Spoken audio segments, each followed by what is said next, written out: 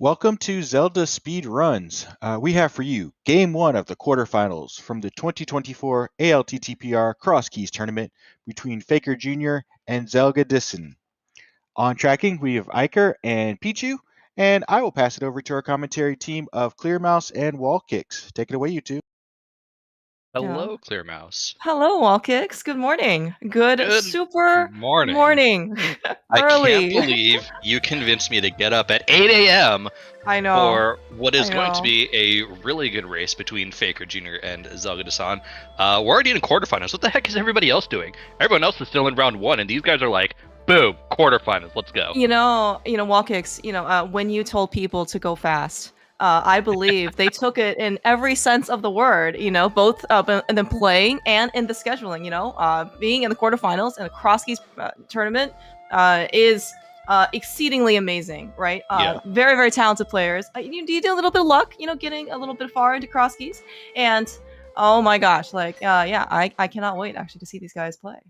I know, and like, so both these runners 2-0'd their first round opponents. Zelga went 2-0 over Late Bit, and Faker Jr. went 2-0 over Freddy to get here. Both, obviously being in the top 16, like you said, takes a little bit of luck, but also takes a lot of skill. Like, you don't get here by just, lucking your way in.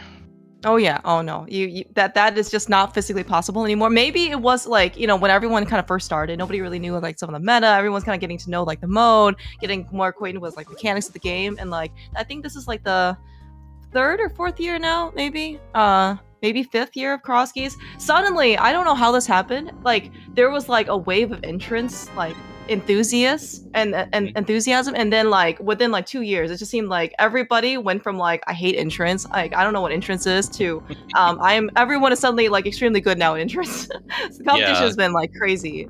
Yeah, and Zelga already off to a pretty good start, finding the hook shot in Desert. That's going to be really good for movement purposes. So we saw a little bit of a slightly different routing. Like both started at Sanctuary, which led out here at Kakariko, which is always very nice.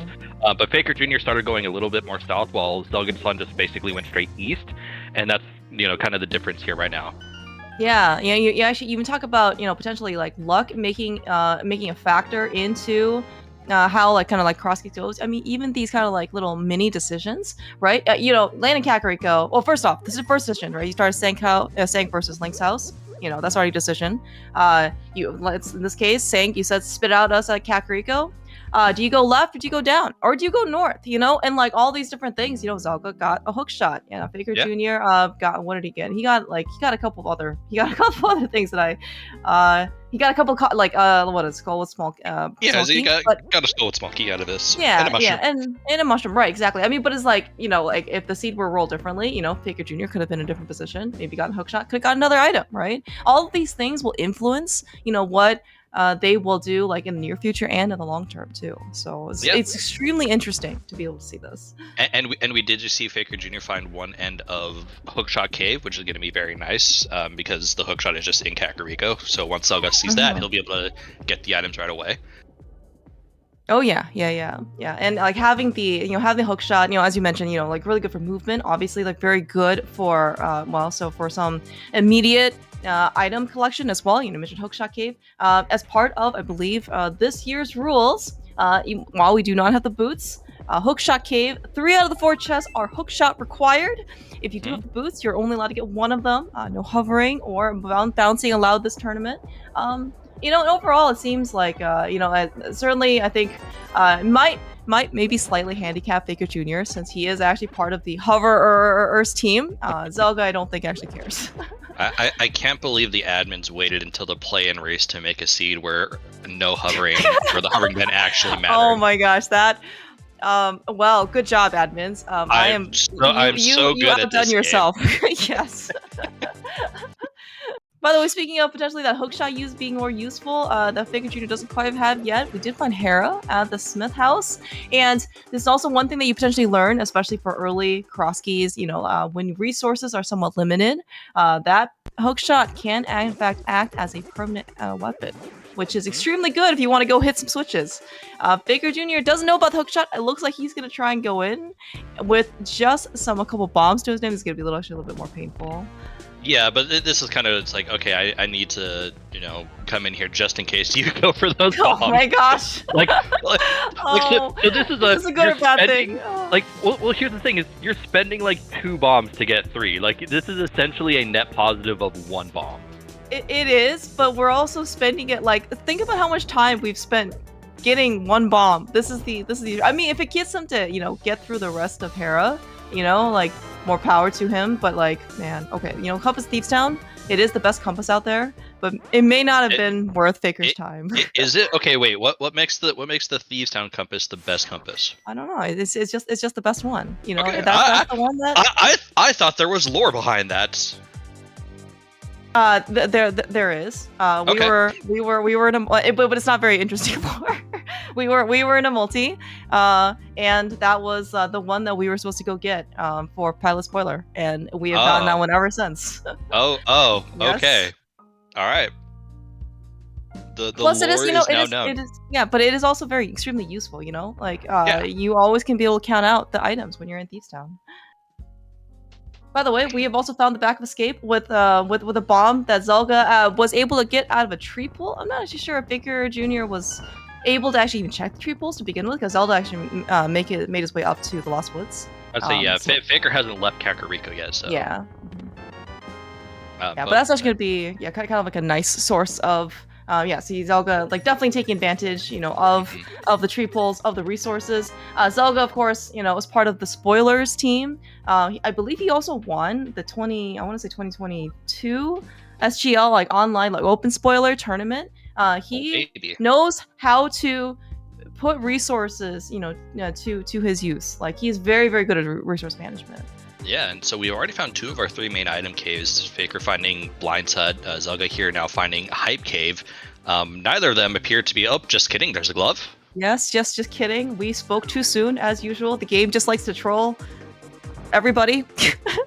that is a super nice glove to find really early on, because we're still so early in the game that we haven't gone out of our way to get towards glove locked entrances. Yeah.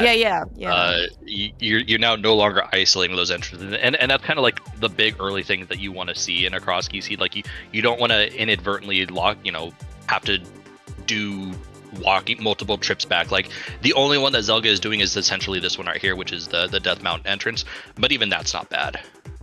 Yeah, and plus, right, like, he really kind of only just checked out like Lost Woods. He didn't have to take a right in order to kind of get over here either. But yeah, as you said, like, this is actually a pretty nice one, like, to be able to do. Like, if there turns out to be nothing here, just like he can just keep going further right.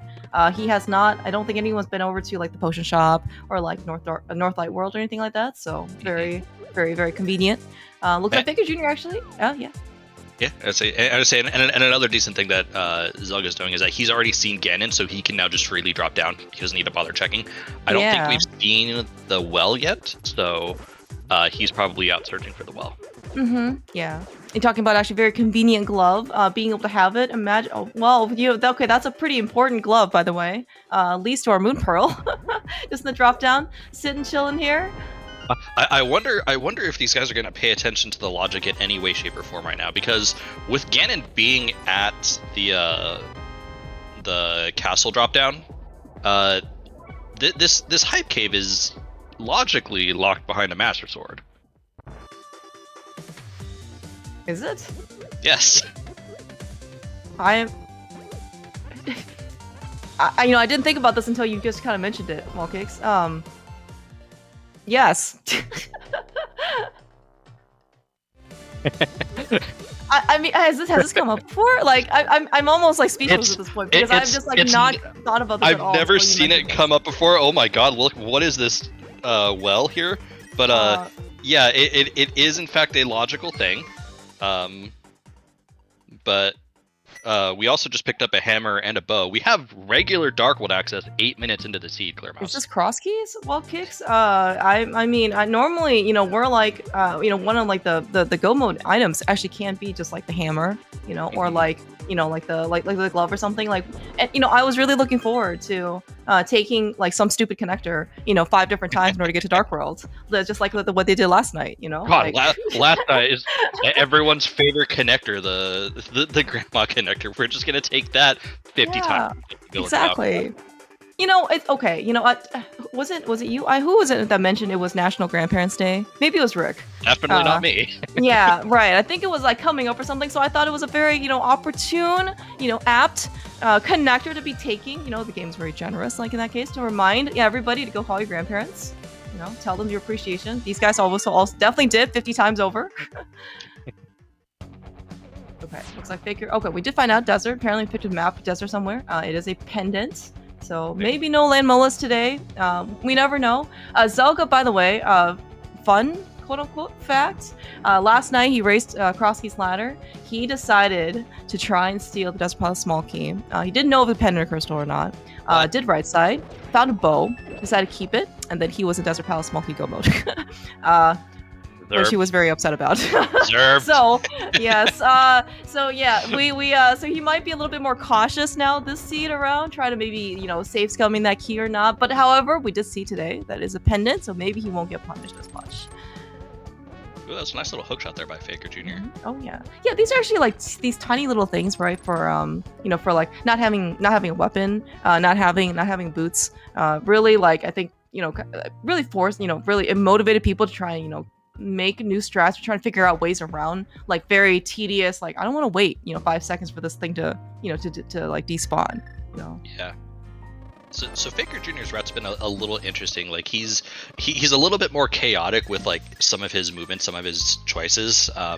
Like he's now doing back of escape, which is fine. Like this is a good time to do back of escape. But like there's like 1 or 2 random entrances in Kakariko that I don't think he's seen. He knows about Hookshot Cave. He's also kind of left the north North Light World a little bit isolated. Like it's just been a little bit of some okay routing, but it's still early on. Like I don't expect this to cause any significant issues. Yeah. And I guess I'm not actually too sure familiar with like Faker's maybe like micro strategies, but he's here top 8. There's probably a method to the madness somewhere in here. So just gotta trust. By the way, I also forgot about this hook shot. It can also get you over to West Death Mountain. Because if you land at East Death Mountain, you can actually just hook shot over the other way. Yeah. You don't have to necessarily find a connector out here. We got a book. Interesting. How convenient. If we can somehow make our way up there to Ether Tablet, we can actually give that a gander.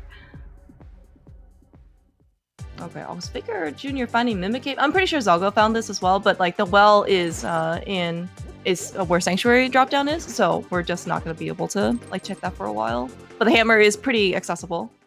Yep, I would say I'm sure Zelda has seen that as well. All right, we do have a dark room. Looks like he's saying, I assume this is Old Man, maybe, if we've already gone this far. Yeah, I would assume this is Old Man as well. Mm-hmm.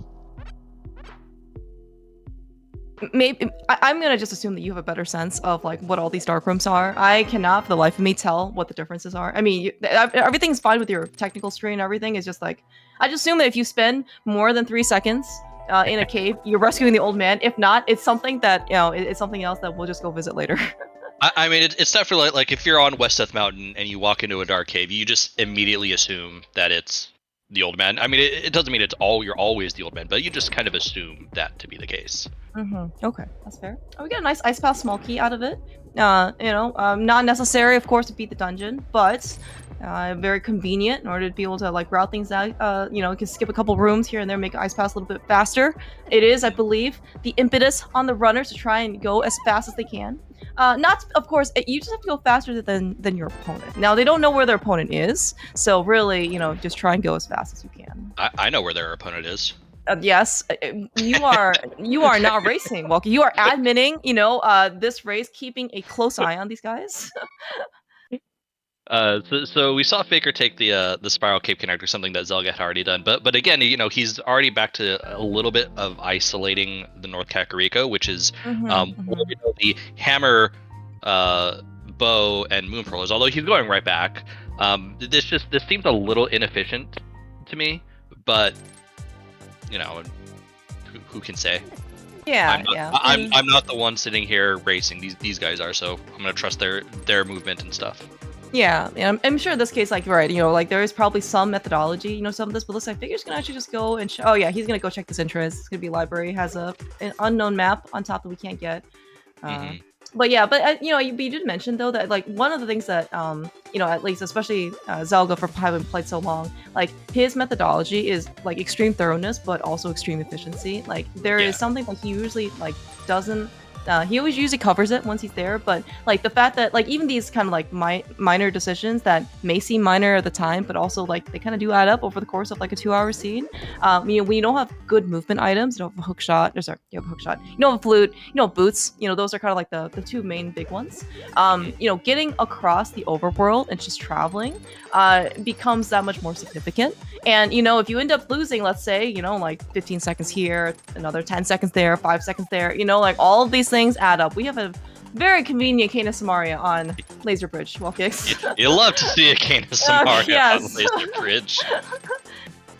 But yeah, kind of to your point, Zelga's not the kind of opponent that you want to get into a game where the point of the game is to be like efficient and thorough. If you're in a full clear seat against Zelda, chances are you're gonna lose. Yeah, it is definitely a very hard uphill battle to fight. Now that being said, it is Crosskeys. You do need, the order of operation of things can significantly impact things, but in this case, like it's like a, if you can help it, certainly is, you don't have to give up your time, to like not unnecessarily. Yeah, but Zelga's not immune to his own pitfalls as well. We all know Zelda is very famous for avoiding Eastern for as long as humanly possible. Oh yeah. And he's in a situation now to where he has the bow. So if he finds Eastern, he's gonna know about because he's gonna want that big key. Like he's already halfway to being able to say, hey, I don't need to worry about, hey, I can single dip Eastern. That's right. So we know that he's gonna hold on to that for as long as possible. Oh yeah. Also, fun fact with kind of adding insult to injury, rubbing salt in the wounds from last night for Zelga's Crosskeys race. So he found the bow, right? He scummed out a bow from Desert Right Side, so he kept it. That was the bow, the out of logic bow that got him to clear out Pendant Eastern that he didn't know about, because that was the thing that made Eastern difficult. And of course, he cleared out the entire dungeon, and turns out he could have avoided that dungeon entirely. Because he didn't have a bow. This is why you don't Steel Desert. Hello, Mirror. Yes. Okay. Well, Zelga certainly has made a lot of probably the early on, better decisions. Let's say we've gotten a ton of access items. Mirror obviously is a very playable item in Crosskeys. In fact, it's one of the game is playable items that you can get. Other ones, of course, being the boots. And yeah, we've already, and as you mentioned before, we already got traditional Dark World access, both on Faker Jr. and Zelda side. It's gonna be pretty fast. Oh, well, I'm sorry. Okay, I can't say that until we've gotten actually the boots and 2 swords. But this, I mean, at least in terms of access, like this is probably like the peak set of what Zelda and Faker Jr. could use to be maximally efficient. Yeah, and this is going to be a little bit of a problem for Faker Jr. because also Thieves Town, which Zelda can full clear, by the way. Oh wow, big key and small key. Holy cow. But so far the only known way to get to the mountain is through the connector that Zelda found in the eastern area. There's nothing at this point taking Faker over to the mountain unless he finds maybe the Death Mountain entrance cave. So the mirror is going to be a little bit of a problem. Although it was, I guess all you really need to do is start at the South Dark World portal and just walk into the Dark Link's house. Yes. I mean, but like, it's kind of like one of those like like Ice Rod Cave, like when you have like a flute and boots, you're just like, oh, I can go there anytime, and then you don't go there for 45 minutes because you're like, oh, I can go there anytime, I gotta go do these other things that I can't do, but I can only do right now when I'm only right here, type of thing. And Faker specifically chose to walk from the sanctuary at the Cackwell all the way over to the portal here, just north of the village. So it's so he he actively chose this. I'm a little surprised he hasn't gone back for Hookshot Cave, given that he knows it's in Kakariko and he has the hookshot at this point. Yeah, actually, that's actually a very good point. Actually, does Zelda do Hookshot Cave as well? No, Zelda hasn't done South Kakariko at all. Like the south half. Right, that's right. Below Yeah, the, that's right. Yes. Below the bottle vendor, like he hasn't done any of that. Yeah, no, that's extra point. I just kind of assumed that Zelda had at some point done it, but yeah, the fact that they have traditional Dark World access so early, right? Glove, hammer, pearl. I mean, you know, like on the one hand, we have both Dark World and Light World, you know, kind of available to us. On the other hand, help, we have both Dark World and Light World available to us. Like, what do we do now? We have, you know, 50 choices. The buffet is too much. that is definitely a little bit of a pitfall when it comes to having early Dark World access, in that you have so much that you can do that you almost start to put off some of your Sphere 1 or Sphere 0 Light World entrances, and those tend to be where the stuff is. Like, you know, it's common knowledge, or at least maybe not common knowledge, but like it's most likely that Sphere 1 is the most dense of like where you're gonna get your stuff. Yeah. I said that terribly, by the way. I'm still with no. I mean, but it makes sense, right? But it's like you kind of have to weigh like your options, right? Because now you have like your like you have the original Sphere 1 or Sphere 0, whatever you want to count, you know, as like what's available to you. But then you got like so early, like your Sphere 1 has already given you like Sphere 2 and Sphere 3 stuff. So you're just like, well, what do I chase now? You know, because you're absolutely correct in that Sphere 1 or your original things, they could still not be done in terms of value. You could still get a lot of good stuff out of it, right? We see, you know, there's Hookshot Cave available to us. You know, there's, I mean, but like, what do we do? You know, it's also kind of like if you play like just like a regular open scene, right? And then you find Dark World access without having gone to Cairo Castle, and then you know your Fire Rod is kind of sitting there, you know, chilling, and you end up searching like the entirety of the rest of the game, you know, for it because you don't want to go back, right, for that Sphere of Zero check, and you're just very, very sad. Yeah, we'll see. Yep, we did see on Faker's side that they found Swamp Palace, and it is a pendant. So that is 2 of our 3 pendant knowledge already on Faker's side.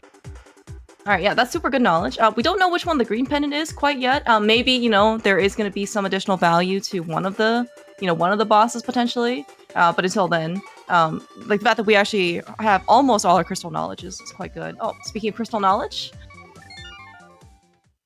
that's Meyer and Tartarok that I saw on Faker's side. You hate to see it, although we do already have an Ice Rod and a Cane over on Zelga's side, so it's not the worst. You're right. We have out of the 15 different Ice Rod items that we need for both Meyer and Tartarok, we have 2 of them, correct? That's progress. Can't ever, you know, discount the progress. Yep. Also, this is going to be a little bit of a scary fight on Zelga's side. We have 4 heart, hammer, blind. All right, Zelga, we're here to see the spoilers. Hammer Samaria script in action.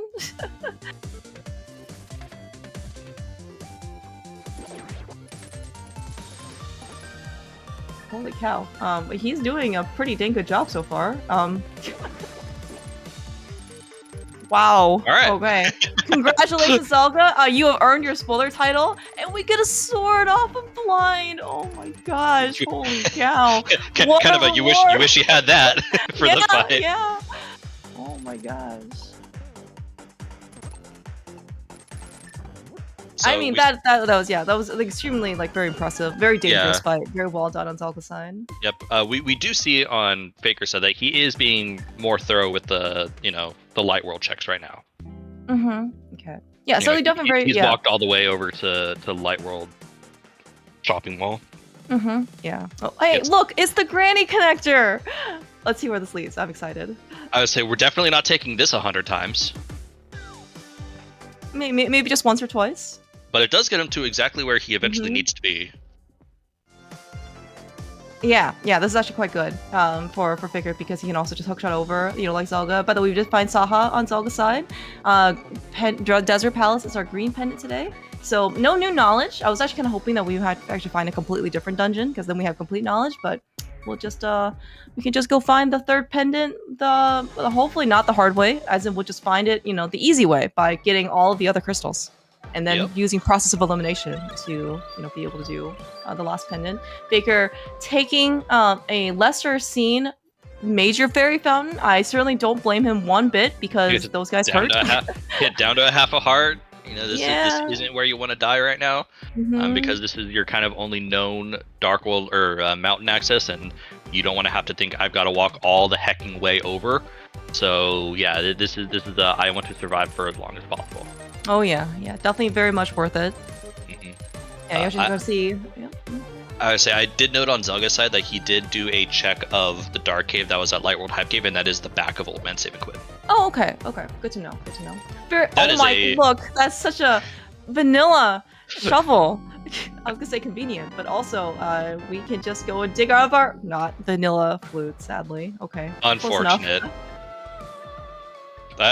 It's funny, like, you know, I've played Reddit for so long, like I saw the shovels, like, oh, that's convenient, completely forgetting that that's just a vanilla location. Yeah, yeah, exactly. But actually, you know, talking about like being convenient though, it's only convenient for Zelda because you know he has the mirror, right, from Super Bunny. Yeah. And like, I mean, well, is Faker gonna go get that mirror? You know, because it would be obviously the sooner you have the mirror, you know, kind of like the better, you know, like for early game because you can maximize on your efficiency, you know. But also like kind of like longer goes, just like implicitly, you're gonna go explore more of Dark World, and if you haven't been there in Light World, like you're gonna have to go back in Light World. So it's, you know, this is the you just really you don't want to try to do as, you know, as much. It'll be interesting to see if Faker chooses to take the Super Bunny connector or if he does maybe one of the other connectors, because I know there was a connector here. Of course, he could just end up dying. Like, we have some boulders that are gonna definitely try to. Yeah. Oh my gosh. Oh, wow. By the way, Zelda pulled out the lamp in Lava Chest with Turtle Rock. That is a 4TR small key lamp.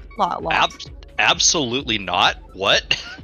I mean, that's where it is. That's also our fire source so far.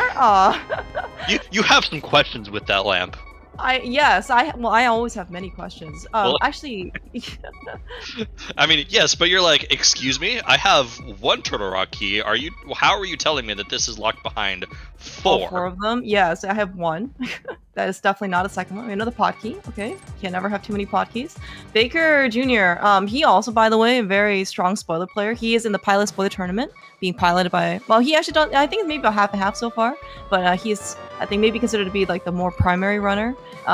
Very, very good at survival. This is kind of what you need in order to make it in spoiler. Yeah, you gotta know how to dodge stuff like dead rocks. You gotta, oh my goodness. Yeah, dead rock boulders. Run. Doesn't make this any less scary. Oh my god. What are you supposed to do on Death Mountain? I mean, he's doing an extremely. Oh my gosh, dude. This is survival. Oh, he might be dead. Is he gonna here. live? Oh! Did you see that clutch hook shot? Holy cow. What skill displayed by Faker Jr. in order to survive Death Mountain? I'm impressed. Oh my gosh. My heart, by the way, I've also, by the way, woken up this morning. It is no longer too early for the commentary. Oh, thank you, a fairy. Yeah, yes, thank you. We just need a fairy fountain, by the way, every single place. It would be maybe kind of nice to have like just like regular small fairy fountain, just so it can speed things up a little bit. But you know, beggars can't be choosers.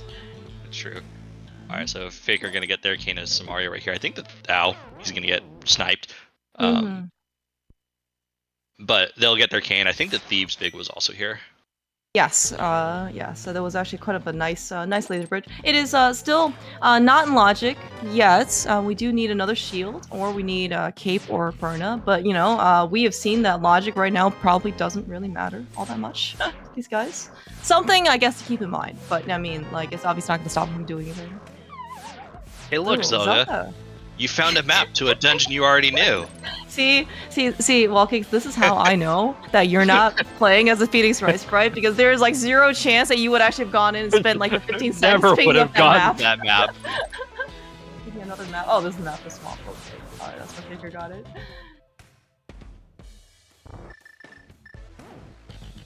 Alright, so Zelga's running has actually been kind of nice with this mirror. And doing South Dark World, he's going to be able to. I didn't see that Meyer was here. I'm sure Faker saw it because he's been in the area. Faker. Right, Faker definitely did see it, but he didn't have the hook shot at the time. So yeah. I mean, I don't think he was going to go in regardless. There doesn't really have, you know, he didn't have a weapon or anything. Right. So getting through Meyer to this room, especially without a sword, yeah, it's a little bit painful. Now that being said, I think that they Faker also didn't think I have an Ice Rod, but that is a weapon you can use to go kill Wizropes, for what it's worth. Stuff you learn playing Crosskeys. Yes, exactly. Yes, like I don't think I knew that getting through, but yeah. Whereas actually Zelda's gonna, give us a little bit more survival parity. Faker was on one heart, half a heart, going on Death Mountain the entirety of the time. Zelda's gonna hopefully survive through Meyer on his one heart. Zelda though's gonna need some more health though if he wants to get Spike Chest. This is very true. Maybe this is kind of why he's putting it off and just maybe deciding to do right side. You can check the stun pride. Oh, see, he's trying. He's trying. He knows. Oh my god. Oh, Faker. we're having some issues here. We're gonna be throwing this. Oh my gosh. I mean, this is just ingenuity right here. Things. Oh my dude. Just Crosskeys things. I am thoroughly like impressed by the. I mean, is there like a German MacGyver out there? I think it was only an American show, but this like is like Faker Jr. has been amazing. At being resourceful. Having said that, he did have a small key. I probably wouldn't have wasted my time doing all that. Like I would have just been like, I'm just gonna find a small key and be okay. That's true. That's true. On the one hand, he's being restreamed, and he knows that the value, of our entertainment, I'm sure he did it for us. I'm sure he did too. Yes. But he gets his lamp and is probably just like, excuse me, why is there a lamp there? Exactly. He's like, what the heck? All right, looks like Zelda. Okay, set to right side, left side, Firelock Meyer. We are 2 small keys short of it being in logic, but again. Logic is merely a weak suggestion at this point. I don't actually, again, I don't know if Zelda just want to be more thorough. People do like to use it as an excuse for what it's worth. So, like, I don't want to sit through 1 whole minute of doing Meyer big key chest, right? Because it does take forever. Now, that being said, though, like... Some people, it depends on your level of being thorough. Some runners are extremely thorough and won't skip anything. Other runners are like, I'm going to skip everything humanly possible. And then it's just a matter of which play style pays out. Yeah. And I'm not really sure if there's like a... I mean, like, there's obviously going to be advantages and disadvantages to both approaches, right? Obviously, like if you skip everything humanly possible, it's kind of like there's extremely more volatility and like variance. Skip the right things, obviously you're gonna get rewarded majorly. If you skip one wrong thing, which you will get burned so hard. Yep. That's how things go. But if in this case, on the other hand, if you're extremely thorough, like there is going to be a lot of time on the table that you're just going to leave because you have to spend time in order to get everything. Yeah. So Faker chose to go to these 2 Darkwood entrances right here, which I don't mind. I kind of like. Does find a high roll castle, so it's going to continue, but is as a result going to miss out on the mirror for a little bit longer. Now it's still not hard for them to get to the mirror. Zelda taking more damage. No, this is my getting worse, gosh, dude. Yes, he's trying to get the heartbeat dupes. From the stealth falls. Well, I mean, I'm a little surprised because like this is it. Like you're done here. Like you don't. We're not finishing. I mean, he must not feel confident in his ability to get this on 3 hearts because he can get this on 3 hearts. He really just didn't want to do the death animation. And I guess, yeah, like, well, I mean, the death animation is like 9 seconds or 10 seconds. I guess we're just going to really optimize our time over here. I think actually that chest, like Spike chest specifically, is in logic with a heart container as well. Is that right? I don't know the logic behind the Spike chest particularly. Like I think you can get it from an invisibility item, right? Or like I think you just actually need one more. I remember this coming up maybe a couple of years ago with like a seat that Tam ran, and I think it was like super low health, and like the hammer was there or something. So you were expected to go get it. Yeah, finally, okay, Zelda has made his way. That's where Bombos was. Like I knew we had seen Bombos because Faker had. I had forgotten where. That does make Ice Palace a little bit more, palatable. Thank you. You yes, got you're the word I welcome. couldn't think of. Yes. Well, I mean, it is always a very common question, regardless of mode. Is this enough for Ice Palace? Maybe. Maybe. We got Bombos. We got 6 whole hearts. I mean, this is like a luxury, and spoiler. you don't necessarily even have a sword sometimes when you gotta go to Ice Palace and beat it, like Kane, Key, and Hammer. I mean, yeah, okay, like, you do have Kane and Samaria in order to get through Ice Palace, like, you know, using Icebreaker. That does speed the dungeon up quite significantly. You know, that being said, I'm still wondering, you know, about the Colster fight. It is not a fun fight. Still a very, very dangerous fight, and there are no safeties to be had right now. Yeah, even if we have like a bot, like if we have Fire on, you know, I think that'll certainly make things, you know, a lot nicer. I mean, if we have Fire Rod, we get a potion. I guess we haven't seen a magic potion shop anywhere. But that could be also something that kind of like make things a bit faster as well. Safer. Anything that goes that lets you go faster is automatically safer. So, ooh, we have a big key. Speaking of, that is some potentially good find for Faker Jr. That is yeah, I'm not sure if Zelga's gonna get to this before going into Ice Palace. Because right now, it largely depends on where this Hyrule Castle entrance is. Now, like, that being said, that Dark Cross chest that for Ice Palace is locked by the lamp, right? Which is 4 TR small key locks, when we have seen 1 so far. I'm laughing at this Hyrule Castle entrance. Oh, the fact that we're here in desert, yes. Yes, because Faker, did you not? Oh no, Faker already checked. I was about to be like, you did not check the desert ledge, but he did. Yeah, so the really only true accessible desert entrance right now is the one on West Dark Death Mountain, which leads me to believe that I don't think Zelda is getting the ice big before he gets to ice. Does Zelda? Well, I guess maybe like do you think Zelda has better options, I guess, than Ice Palace? Because, you know, like, found it, you can make 7 out of 8 items. It's not you know, pretty, but, you know, it's doable. I'm just wondering if there's, you know, he can try and put it off is all. I mean, yes, he can absolutely put it off. It's just also more of a matter. He's likely to find Ice Palace before he finds that any of the Hyrule Castle entrances. Oh, I see what you mean. Yeah. Oh, there's a bug net in Thieves Town. That is something potentially that Zelda could use to his advantage. Yeah, thanks, Pichu. Yes. You know, like, we have a bottle. He can catch a fairy if you would like to have a little bit more safety for survival. And surviving is good. Yes, we have seen multiple displays of excellent survival, both on Faker Jr. and Zelda side. Zelda gonna drop down to the uncle. He doesn't know this is uncle, but it's kind of funny. Yeah. But, you know, as you mentioned before, right, he's already found Ganon. Both Faker Jr. and Zelda's found Ganon, so we basically don't have to worry as all. I don't actually know if they found Useless Fairy, but I think even if they did, they'll just walk out, you know. They're not in danger of having to end their route prematurely. Yeah, we're not concerned. Zelda, okay, walking out this way. I guess this is slightly faster. I don't know.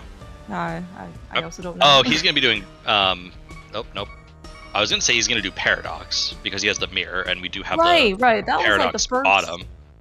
Right. Yeah, I was gonna say that was, I think, one of the first things. He might still be doing it. It just that might have been he had not done that specific entrance. So yeah, we're gonna see Paradox right now. I think Faker Jr. and Zelda are extremely thankful that the stun prizes are hard. I am not seeing so many enemies being stunned, like, over the course of even, like, I mean, we're like probably a mid game now, you know. We're still on 4 hearts. Zelda got picked up like an extra heart container or 2 along the path, but like we're still pretty low here.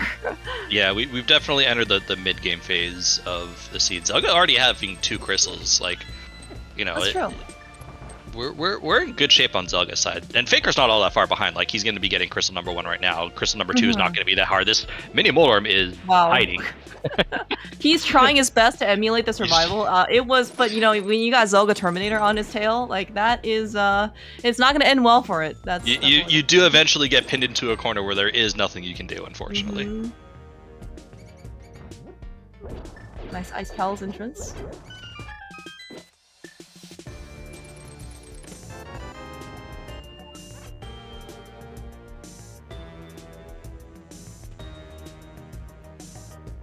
Yeah, and Faker Jr. and like the fact that we kind of like had access to Thieves Town, all of Thieves Town, pretty early. Unfortunately, we didn't have any boots or anything like that. It's like kind of like things to kind of speed things up, like the actual dungeon. I don't actually know if we found anything really that interesting in the dungeon. Boots like are in terms a of like major progression.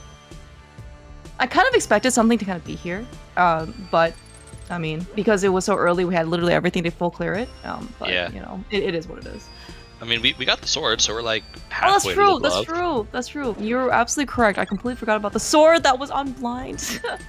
I would say we did get our third Skullwood small key, although I'm not too like hyped up about that.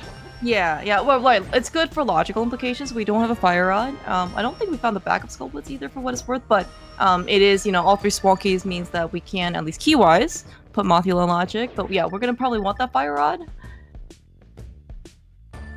I mean, but that being said, you know, I think Faker Jr. and Zelda are very capable of sequence breaking Mothula with the lamp, whether they want to or not. You know, it's kind of up to them. Although, the fact that, you know, both Faker Jr. and Zelda are going to do a hammerless blind maybe makes me think that this is going to be the harder, you know, fight of the two. I would say, yeah, this is going to be a little bit more problematic. We do find Pod here at Thieves Town. We have, what, 2 keys and a bow and a hammer? So, oh, and a big key. I didn't even realize we had a big key. That was one of the first things we found, I think. So, I'm not sure. This is a little bit of an interesting one in terms of, like, do you want to clear? Oh, yeah. Because, right, we don't, I guess, technically know if it's a pendant or crystal. Like, it could be our last pendant. However, the chances of this being a crystal, though, nice other bow and pod, by the way, is very high. So yeah, that's actually a very good question. If you actually want to try to save a key and just get the prize. Faker's blind fight has been amazing so far. What the heck? Oh my gosh, dude! Wow. And a sword. I mean, I think if we're ever gonna do a swordless pilot spoiler mode, I think you try and grab Faker, you know, say very nice words to him, and you maybe coerce him into, you know, being your runner, because that was extremely impressive. I watched the first phase, and like he didn't even move, and I'm like, what? Like he must have like had the knowledge that like you don't actually have to move if you're in a specific position, and you would just get it. And then everything else was just like flawless. That was a really damn good fight. Yeah, that was very, very good. I mean, like, I will say that maybe Faker, like, so Zelda had like a kind of a slightly more risky fight in that he only had the fighter shield. Faker had the fire shield, so it had a little bit more safety. But again, like, it should not ever discount from the fact that he had an extremely impressive fight. Alright, looks like Zelda, though, is going to, at least he's used up all his keys. Not okay. Quick swapping issues. Yeah, I was like, what is this combination of stuff what is he trying to accomplish? Alright, nice blue mail. That would have been super convenient to be able to have at any point before, you know, this. But we have seen that Zelda, certainly, and Faker Jr. does not need any armor. Yeah, we can just fight Ganon in this outfit. Hello, okay, a sword. Ooh, hello, yes. Alright, sword on blind, sword and pod. Suddenly, it's looking to be a little bit more comfortable. We're actually getting some out of logic flipper checks on Faker Jr.'s side. Very nice on Insula. Splash delete in order to kind of get him over here. Do we have enough money? Oh, we actually do. Yes. Okay. Phew. That is one very strong worry, that you kind of come over here and you don't have enough money, and then you never want to come back here ever again. Yeah, I don't think Faker would have come in this direction if he didn't have the money. Good point. All right. Well, speaking of money, that is money that we're probably not going to go see unless Faker is extremely desperate and we need that money for something else. But we'll probably just skip it.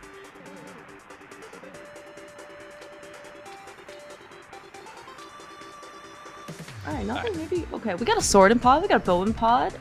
Yep. So not bad, not bad.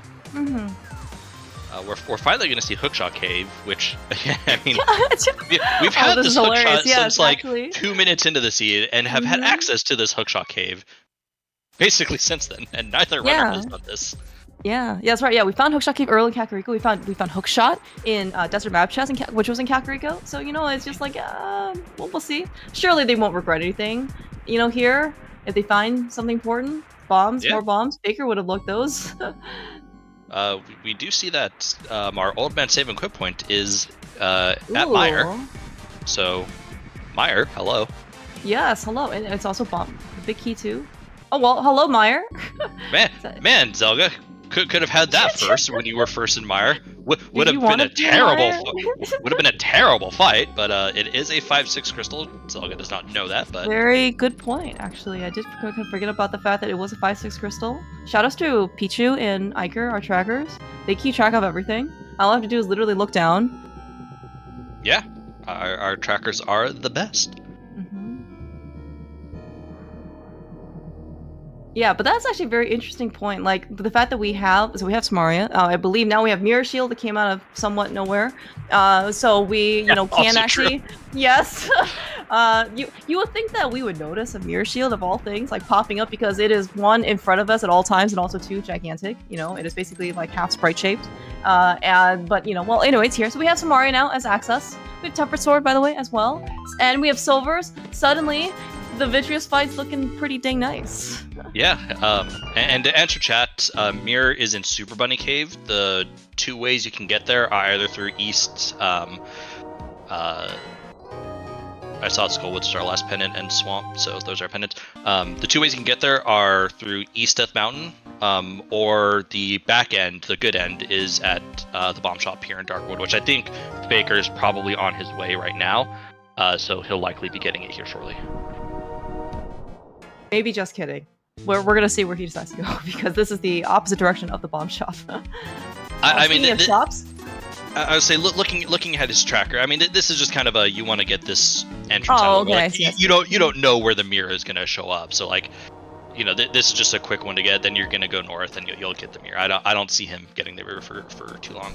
Yeah, that's also very, very, very good point. Yeah, I mean, there's also like that's kind of like one thing about kind of trying to like not leaving gaping holes, on your map, or at least if you're gonna leave something, right? Try and make it a priority to go back to it because sometimes can be quite difficult. Yeah, but it looks like you're absolutely right.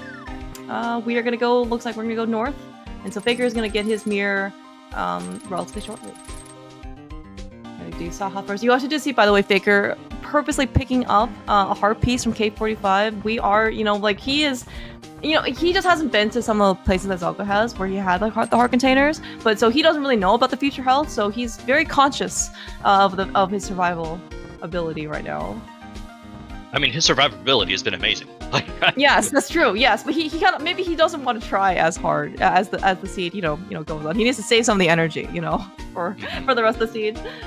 Yeah, so this will be his mirror, which is very good for him. It'll allow him to kind of begin looping in some of the stuff that Zelga has already done. So I guess, Walkus, one question for you, right? So like we did find, like the one answer for you. Oh, only one? Oh no! Oh, I have to cram. I have to cram one like question, 15, one answer. What if my question is like Daisy Chain 15-parter? Is it still going to be considered one answer? I mean, fair. Also, Zelga's going to make a fool out of me because he will find this Ice Big Key before finding Ice Palace. I did not think that was going to happen. Yes. Okay. So this is related to my one question for you. Okay. Go ahead. So we we found Meyer Big Key in Hookshot Cave, and right now Zelda's equipment is looking pretty healthy, right? Tempered Sword, Silvers, and the ability to full clear out, to beat Meyer as a crystal. Like, would you is that somewhere like where does that fall on the priority list? Between beating the crystal, and doing more exploration. Kind of like what Zelda's doing now. It's probably a little bit low given that there's not a whole lot around Meyer to kind of incentivize you to go back there, because Meyer's in the Kakariko area. I mean, it is just a quick save and quit away, but at the same time, like, you've already cleared out, like, you've done all of the Dark World spots in that area, so you're not really doing that. Everything else in Kakariko is clear at this point, so you would really only be doing it just for Meyer. So I would probably wait until I get another pod key or two to see if I can't clear a pod and combo that in for Meyer. Okay, I see. Okay. Increasing some of the efficiency, I definitely understand. Yeah, that definitely makes sense, because right, I guess like the prize for the crystal right now, like even though it's a 5/6 crystal, you still need kind of like the other pairing, for TR to actually kind of make it, to give it a little bit more value. We also, and like, you know, as you mentioned, like we have 2 items in Mire, right? The boss and the big chest. And then so, you know, do you want to go all the way back to just for that? Maybe you can get it to go back with boots even, right? Go find a little bit more stuff. Yeah. Yeah, be able to, yeah, as you mentioned, like combine it with pod, get a little bit more, you know, a couple more pod keys. Also beat the dungeon there as well. That's gonna be, you know, quite nice. Speaking of pod, we are in the actual pod entrance with just enough money on Faker's side. We're in a mirror bonk. I'm not really sure what Faker is working towards right now. Maybe he hasn't been over here yet. I don't think he has. Okay. Right, he hasn't done, like, right, I think that would be one concern, that he wasn't going to do the eastern area until, like, because he already had, like, normal Dark World access, so then these entrances are going to be a little bit more isolated, because there's less incentive for him to come over here. Yeah, and I don't think Zelda had done this either, because there was a desert connector at the eastern entrance. Right, yeah. But, because, like, I'm looking at Zelga's tracker, which is a little small for me, but I do see the green dot over at Food Spot 5 indicating that he has not actually done that yet. I'm really glad that you're here, Wallkicks, because I need a map translator. I also need someone who counts for me as well. This is why I need all the compasses, because I am incapable of counting, and that's why I only can depend on something else helping me out here. Good knowledge for Zelda. We have 5-6 crystals, and of course the green pendant. Oh, I think yes. I think this was also mentioned before. We have complete knowledge for crystals and pendants. Skullwoods is our last pendant, so maybe no Mothula today either. What a surprise that we have all 3 Skullwood small keys apparently for some reason. I almost expected Turtle Rock to be a pendant because we found the ice rods so early, but you know, there are 15 other ice rods out there for Turtle Rock, so you know that just means nothing. It's true. We're gonna get a spike cave check here. Zelga's gonna sequence break this. He's got a fairy, so we're just gonna do this. Yeah, he's got actually quite a lot of health. I mean, considering our extreme humble beginnings. Obviously, we found the potion shop. All right, well, I think we did. I think both of them turned into the mushroom. So it turns out it was actually just 10 arrows, which is not like super useful, but oh well. Hello? Yes. We found, and does he? Oh, gross. Yes, that is we're not going back for that. that check doesn't exist.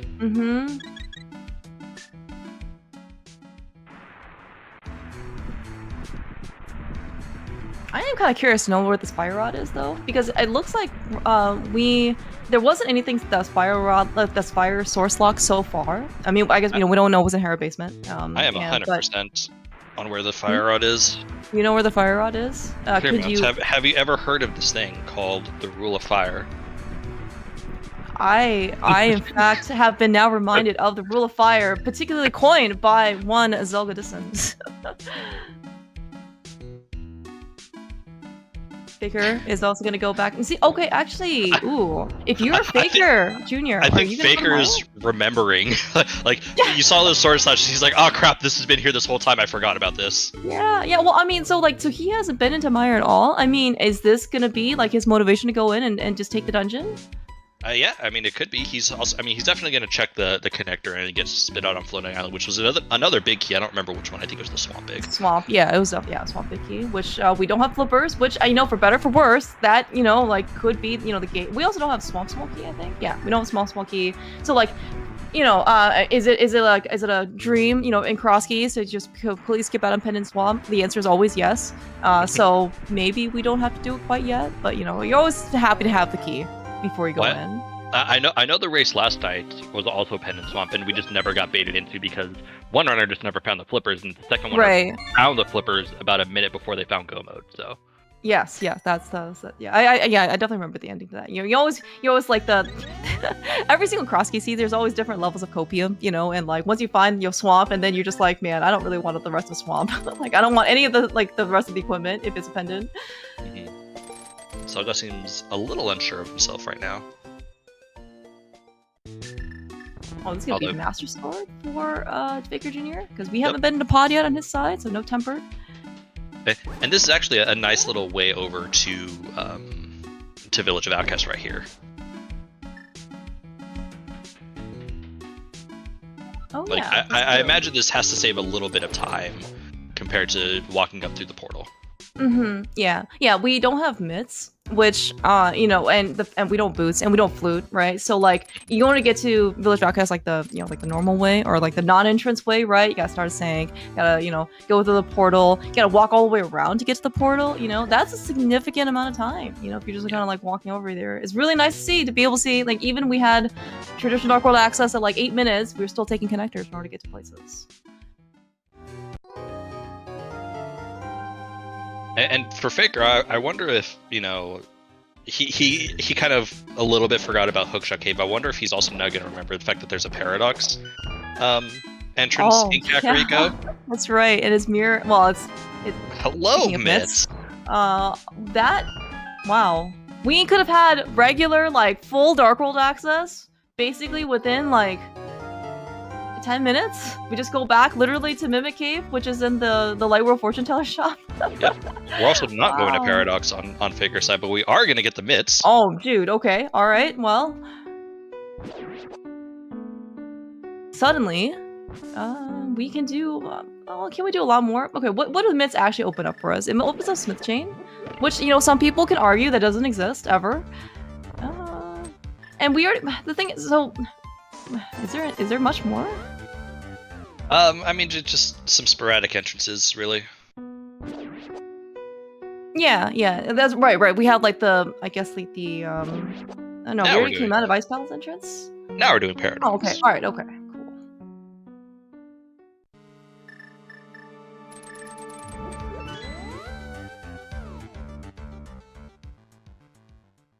Which I guess it does make sense because Faker Jr. doesn't know where these entrances are, so I guess he's not going to know that one of these entrances is going to pop him out of Village of Outcasts and could have maybe comboed in the mitts a little bit easier. But I mean, so it made sense for him to do the Mimic Cave entrance or the Mimic Cave first.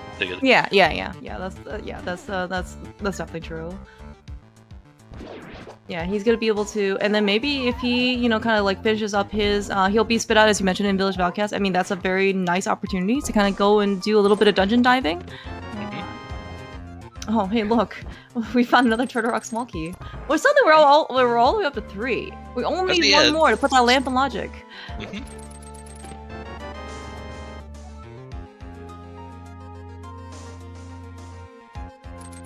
Alright, so is it? Yeah.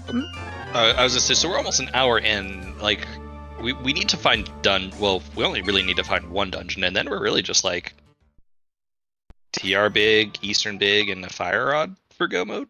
Yeah, I see. Okay, like great minds think alike. I was actually just about to ask you, like, is it too early to consider, what we need for go mode? And like, you literally just started talking, and I'm like, I don't even need to ask this question anymore. See, Clear Mouse knows everything. Or were you the one who said something first? I'm just saying. I mean, look, I might be quicker, but you still know everything. You know everything. I just asked you the questions, small kicks. That's how this works. Gotcha. Yeah, I mean, like, I also didn't know where the Fire Rod is. Like, you knew where the Fire Rod is. You know where the Fire Rod is. Is that where we're going? It looks like we're gonna check an entrance here. Faker Impod does have one extra key, so might be more tempted to finish this dungeon. Yeah, that's actually true. It's a very good point. Yeah, because Zelda, I think, right, we have Helma left for him, and we have the 2, like, 6 key locked chests, right? Like the one-offs, like the key chest and Harmless Hellway. Yeah. We've got chess game with nothing. I can never complain though with Zelda's MSU and doing some mini games because it is always like the happiest, like most sucral, sacral, like the sweetest, like happiest music you can find. Yes, the being in Très Bien. Yes, that's right. Is always a good time in Ace Attorney. It was on a personal note. It ended up being my, like, that was actually the thing that kind of like got me hooked into Ace Attorney because were you really into Jean Armstrong? No, it was because like the murder victim. Am I learning that Clear Mouse is a fan of Jean Armstrong? All right. my gosh. This is canon, everybody. I was a fan of the victim because he was a computer programmer. And there was some like line about some like garbly like, you know, some inane nonsense about some coding and multi-threading or something, and you read it, and then you're just like, this makes no sense, but also at the same time it makes a lot of sense, and you're just like, how did the writers come up with this? Right. Gene Armstrong is is a character in Ace Attorney. If you are unsure, look them up, and then you'll know. All right, looks like Zelda and Faker Jr. in back to the actual, you know, content back to of this race. Yes, yeah. So it looks like Faker's. Faker has 2 keys left. Where did he not go? Did he not go to the back? He just sends them to the back. Okay. So he's gonna clear the boss and then go to the back. Okay. Yeah. Okay. That makes a lot of sense. Yeah. And we're gonna actually see. Yeah. Well, no. We already know Pots Crystal, because we know the Skullwoods is our last pendant. Yep. So Faker doesn't know this though. True. It's true. Or at least it's not marked on their map that they don't know. So this will be a crystal for them. Of like, yeah, a crystal.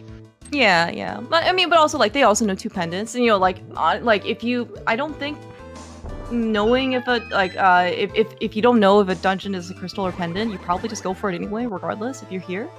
You know, and especially in the fact that you know that you already know 2 of the pendants, and this is not one of them. You know, the chances again are high that this is going to be a crystal. Yeah. And Faker's going to be, you know, very well rewarded with Verna. Fun.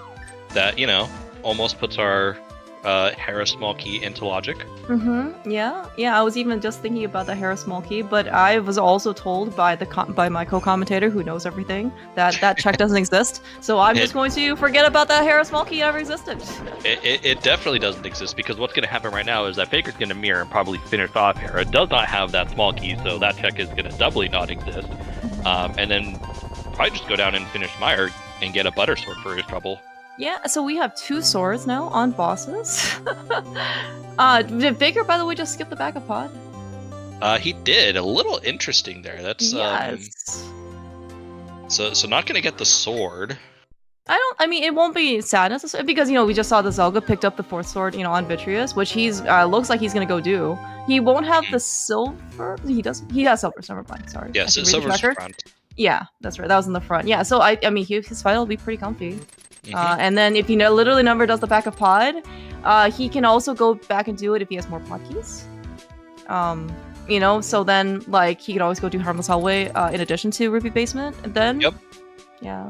I mean, it's reasonable because it's locked by 4 keys, and like he only has 3. So like, you know, it makes sense that you want to say, okay, I want to hold out till I get a 4th pod key, so then I can make sure I can at minimum do Harmless Hallway. Yeah, makes sense.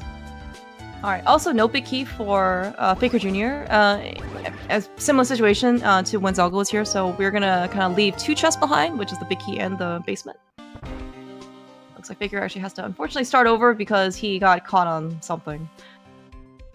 I guess you can't kill an enemy for mini Moldorms while you Hera pot. Yeah, it might have been like the mini Moldorm. I wasn't looking, so I don't know for sure, but like it might have been the mini Moldorm got in the way of him hookshotting across the pot, and then he just assumed that he wasn't gonna get hit by he wasn't gonna hit the mini Moldorm, so he moved out of the way. Okay, gotcha. Okay, all right. Well, Zelda finding the back of Desert, which is a pendant. I was maybe thinking that he was gonna go steal the key, but I think he learned his lesson from last night that we are just gonna go and beat the boss. Although I am still a little bit surprised, like, you know, kind of also like Nobly's also saying, like, I mean, I don't know if he has better options, and the fact that like the fact that he is just physically here, you know, and this is going to be another check for him, certainly could be motivating for him to do so. But you know, like he doesn't have to do, you know, he doesn't have to declare pendant boss if he doesn't want to. Yeah, this very much feels like it's here. I don't want to have to come back to Dark Lumberjack. Yeah, and it also could just be one of those situations as well, right, where it's like it's somewhat, you know, tedious or annoying to get back to. So exactly. So you just spend your 2 minutes, you know, doing this one check. We don't even know what's on pedestal, although I think chat had like 20 different guesses as to what was on there. I'm pretty sure everything is on pedestal at this point. Okay. Yes. Oh, it's Green Pendant. That's right. I forgot it was Green Pendant. Okay, that actually might be a little bit more motivating. Yeah, right. Thanks, Pichu. Yes. I mean, well, if everything's on pedestal, why are we not pulling it? Why are we not rushing the rest of the pendants, Wall Kicks?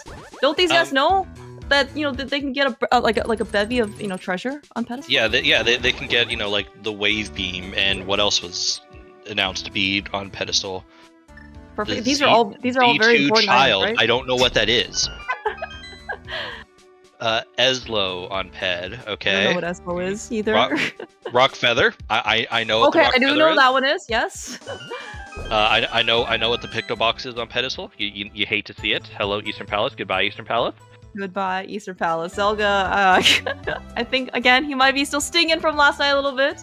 We are going to definitely wait out for that Eastern Palace pick, although I believe Iker said in chat he has seen 2 seeds so far this week with Eastern Palace Big Key inside Eastern Palace, which, Zelda doesn't have a lot of Achilles heels, if any, but this could be one of them. There's only one Eastern Palace Small Key, or Big Key. There are 2 bows up there. There's actually 2 Eastern Palace Small Keys. Okay, you're right. I was technically correct. There are 2 Eastern Palace Smokies. They're both also in Eastern Palace. They are both in Eastern Palace, so yes, not something that you would need to worry about. All right. Well, we're gonna take the granny connector. That Zelda still hasn't seen, but not gonna be very much use to him because he's already. Well, I guess he doesn't have to jump down from above in order to check that check that entrance. But yeah, it's already going to be information he already has been to before. I'm a little curious to see where Zelda is heading with this.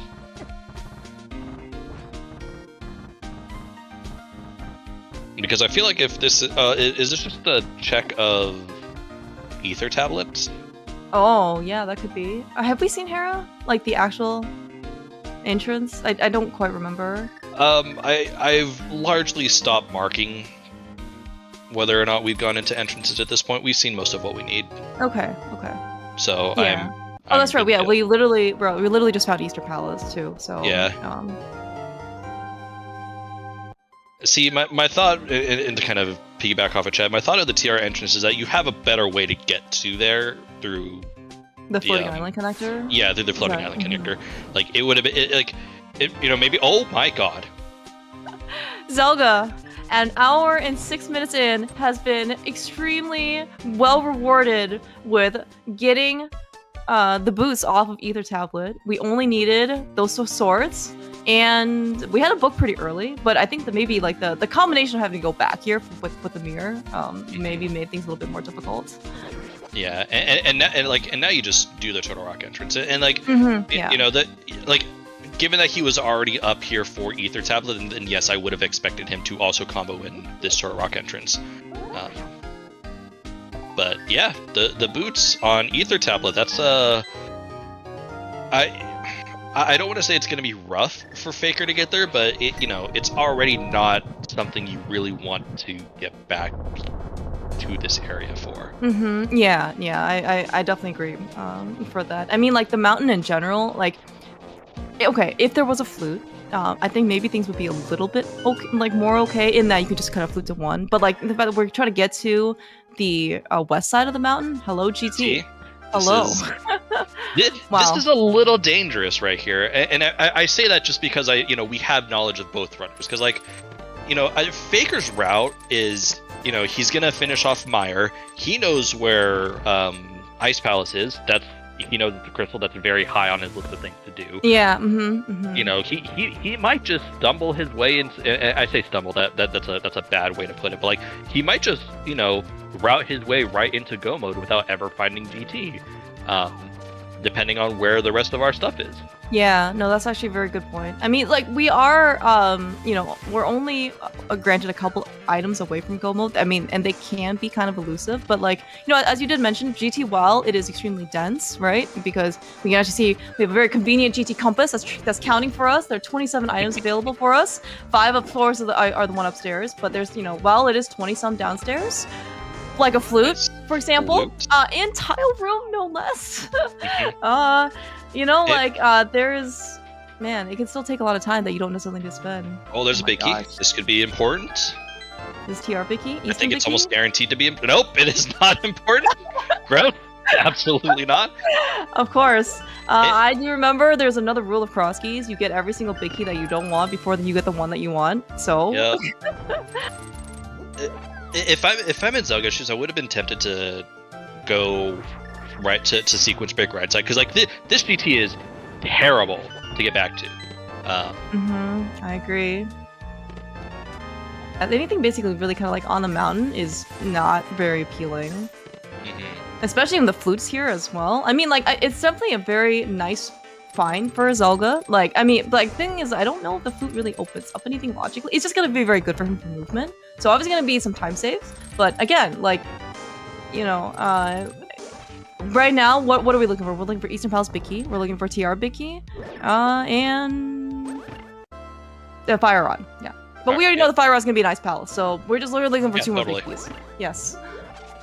We don't actually know the Fire Rod is going to be an Ice Palace. I'm just making that grand assumption. Yeah, we don't actually have any real knowledge of where things are. We're just, you know, combining our hypothetical, educated guesses, you know, from past experience and memery. Sometimes, memes actually do work out. It can be pretty surprising. Yeah. Now, what we don't want to find, we do not want to find flippers. We do not want to find a small key. I mean, we already found some things that we also still didn't want to find, like her small key and like her big key, etc., but There's a pod key, interesting. There's a pod Another key, pod interesting. Key. Yes. We're another pod key? Oh my god! Alright, we have found the rest of our pod keys. We're going pod. I guess it's so fun. Actually, okay. I don't want to put you on the spot, but how many GT small keys is Randover blocked by? 4. 4? Okay, well, maybe we're not going to pod yet. I mean, it's fine. Like, it's definitely something that is on Zelga's radar because he has to do it. Faker has cleared out. Meyer finished, got their tempered sword. Actually has a crystal lead now. Yeah, that's actually very true. And I was actually worried about the fact that Faker. There you go. Was gonna stumble upon the shovel before the mirror. However, we are still here now with. We are able to combine the shovel and dig spot with picking up Stumpy. All right, so GT was pretty much a bust. Excuse me, we got 3 pod keys out of random room. Nobly, they're not tied. What are you talking about?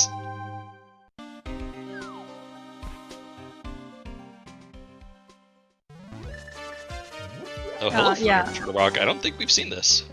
We have not seen this.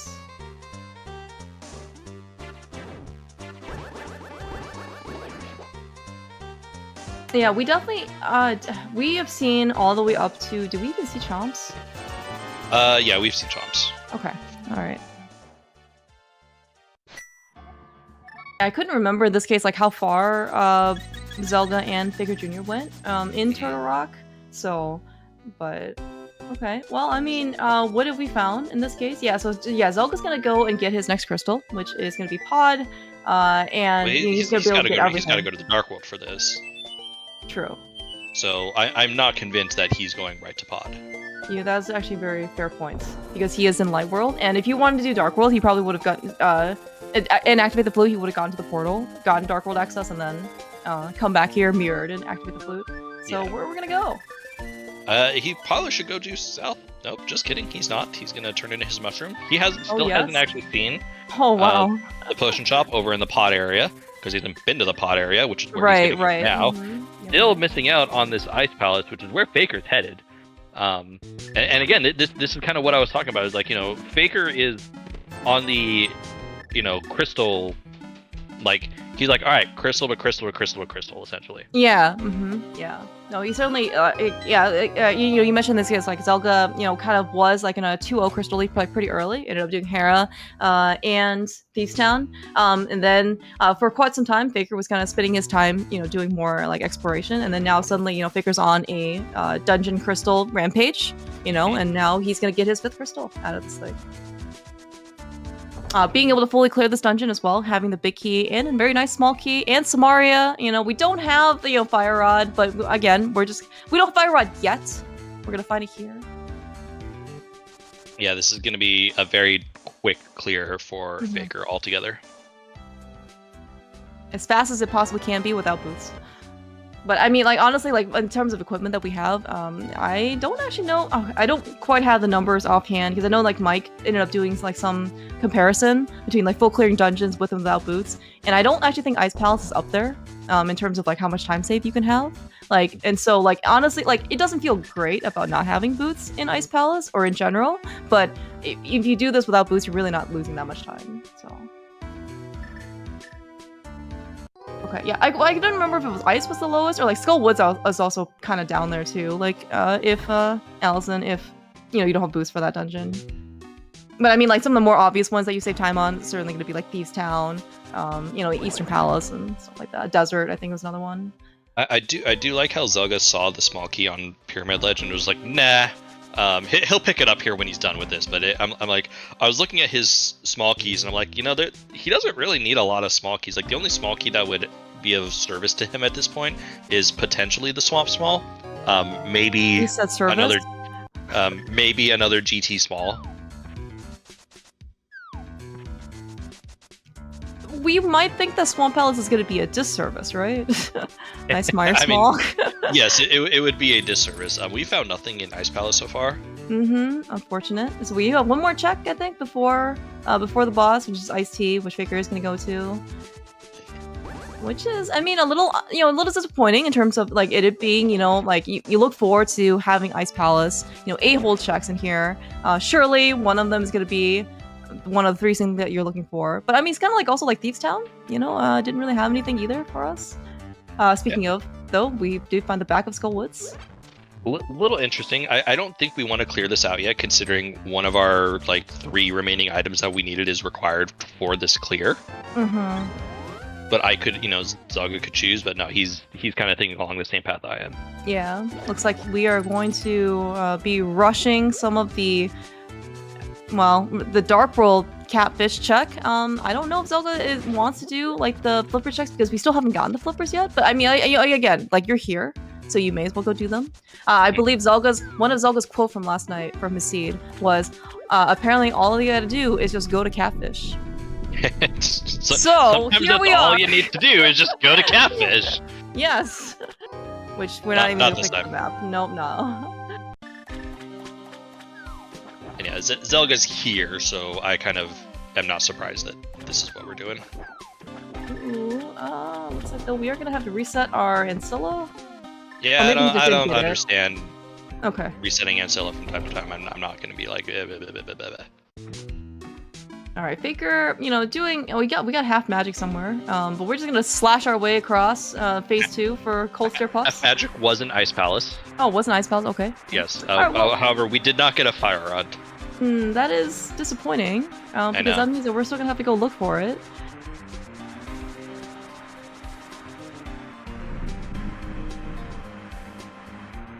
Yeah, and Faker hasn't found Eastern Palace yet. He hasn't been over to Dark Shopping Mall. Actually, we didn't find a connector over to Dark Shopping Mall either, have we? Or is that how we got there? That's how we got there. Gotcha.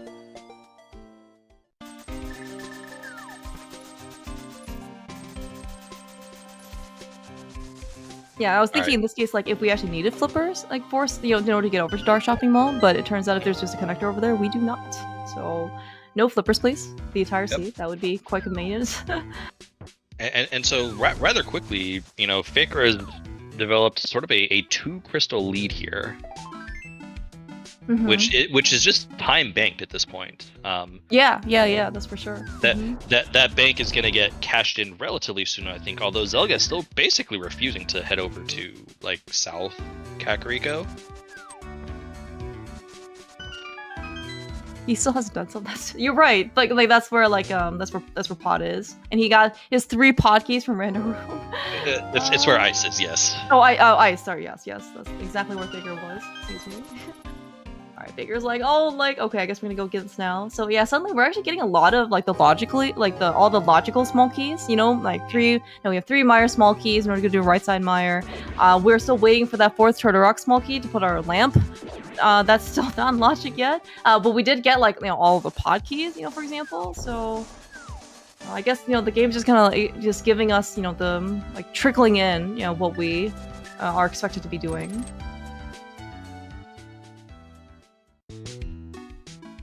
Alright, Zelda now here in South area. Definitely gonna finish off getting the stuff over here. We'll absolutely find Ice Palace.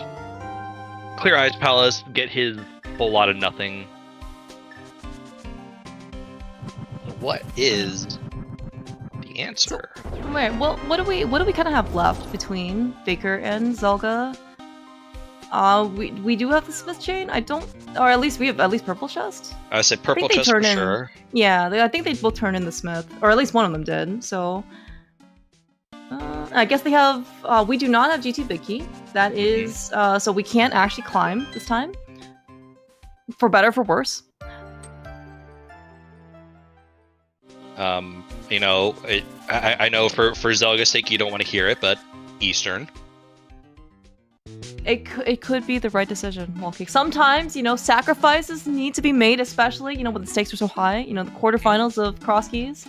I don't know if Zelda, maybe this is only game 1. Zelda's not willing to take that. Maybe not willing to pay the price just quite yet. Now, I guess for what it's worth, right? Like, there could, in theory, be something on Mothula. But maybe, but as you said, like, we really like to be able to just have the Fire Rod in hand because that is, at this point, one of our 3 Go Mode items. And so, like, if Fire Rod is, in fact, actually beat the ultimate Go Mode item, like, you really don't, like, you're just gonna spend, like, an extra, like, minute and a half basically doing this for nothing. Yeah, and Faker's gonna do Mothula, which, is defense, like, either of these plays are very defensible. Oh, for sure. Like, because, I mean, like, you don't know, like, you can't control where the items are placed, and so you really don't know, like, what your situation is going to be, or, like, maybe, your opponent gets here, and, like, when they do have the Fire Rod, because you just haven't found it yet, because there are lots of still unknown locations for you to go explore, and so, like, you don't want to be at a disadvantage, so if you probably can, clear something while you're there, then you should just do it. Alright, Zelda finding Meyer Shed, also having a blue boomerang, and that's kind of it. Yeah, and also, yeah, you have also 3 small keys as Pichu, one of our trackers was mentioning as well, so, there's a little bit more impetus, to try and maybe go do this. Yeah. Alright, Ice Palace for Zelda. We'll get a GT small out of it, but that's about it. And half magic. And half magic. But I don't think you're going to see... Like, I don't think that's that big. There's a small key to Turtle Rock. Alright, okay, so that's all 4 logically required keys for the lamp. So I was going to say, which also means that the Fire Rod is before the lamp. True, yes. Which actually now I'm wondering in this case, like, maybe we don't actually need the lamp? As in, like, well, sorry, we need the lamp for, like, dark room logic, blah, blah, blah. But, like, in terms of, like, actual fire source, right? I think the lamp is just kind of there as a convenience. That I think that is... I don't want to say a sizable clue. I mean, again, I don't know how much either of these runners are paying attention to the fact... Are really focused on the lamp logic now at this point, but now I'm starting to think the Fire Rod is Eastern. Ooh... You think that because as in that's like what we have available to us? As in, like, yeah, like you've got to start considering, yeah. I mean that seems to be a good spot for this Fire Rod. Not again just because it's kind of what we're running out of checks and it's kind of following into that, but like, this lamp is actually Fire Rod locked. Yeah. I mean, I guess it also could be maybe other things, as in, like, there could be something else in Eastern, like, like TR Big or something, right? And then the Fire Rod's in TR Big chest, which, again, is a little, inconvenient for us. But, it could be something, it could either be, like, the Fire Rod in Eastern, or something that leads to the Fire Rod, or leads to some other form of progression. Yeah. But, yeah, it definitely like, we're, in terms of locations that we still have unexplored between both Faker Jr. and Zelda, we don't have a lot of options left.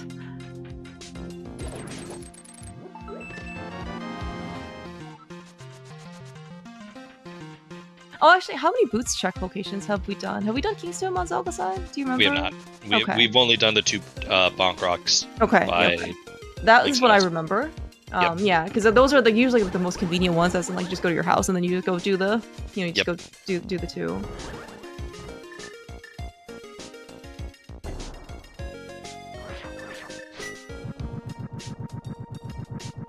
Yeah, I'll be very interested to see what is next. This isn't something I don't think we've seen on Zelga's side. Did we do North Dark World? Definitely, we did part of Okay. North Dark World, but yeah, that GT key I'm pretty sure is not something we've seen on. Zelga's Yeah. side. No, I think you're right. Yeah, because we just got to, especially when Zelda got to Random Room, we had GT small key pretty early, and we didn't have very many more. But I mean, you're still physically able to get to Random Room, right? You just are not expected to be there without all the keys. Yeah. Yeah, speaking of though, I mean, I guess I would imagine maybe, well, no. So Faker Jr., because he doesn't have the, oh, hello, Aga Tower. Did we know that this was here? No, see, so I think what Zelga did is Zelga kind of went north to turn in the Smith. Found the desert, found the back of desert, and then I think there was a connector nearby. There's our 4 GT key, by the way. And took that connector over to Dark Shopping Mall and just hasn't been back.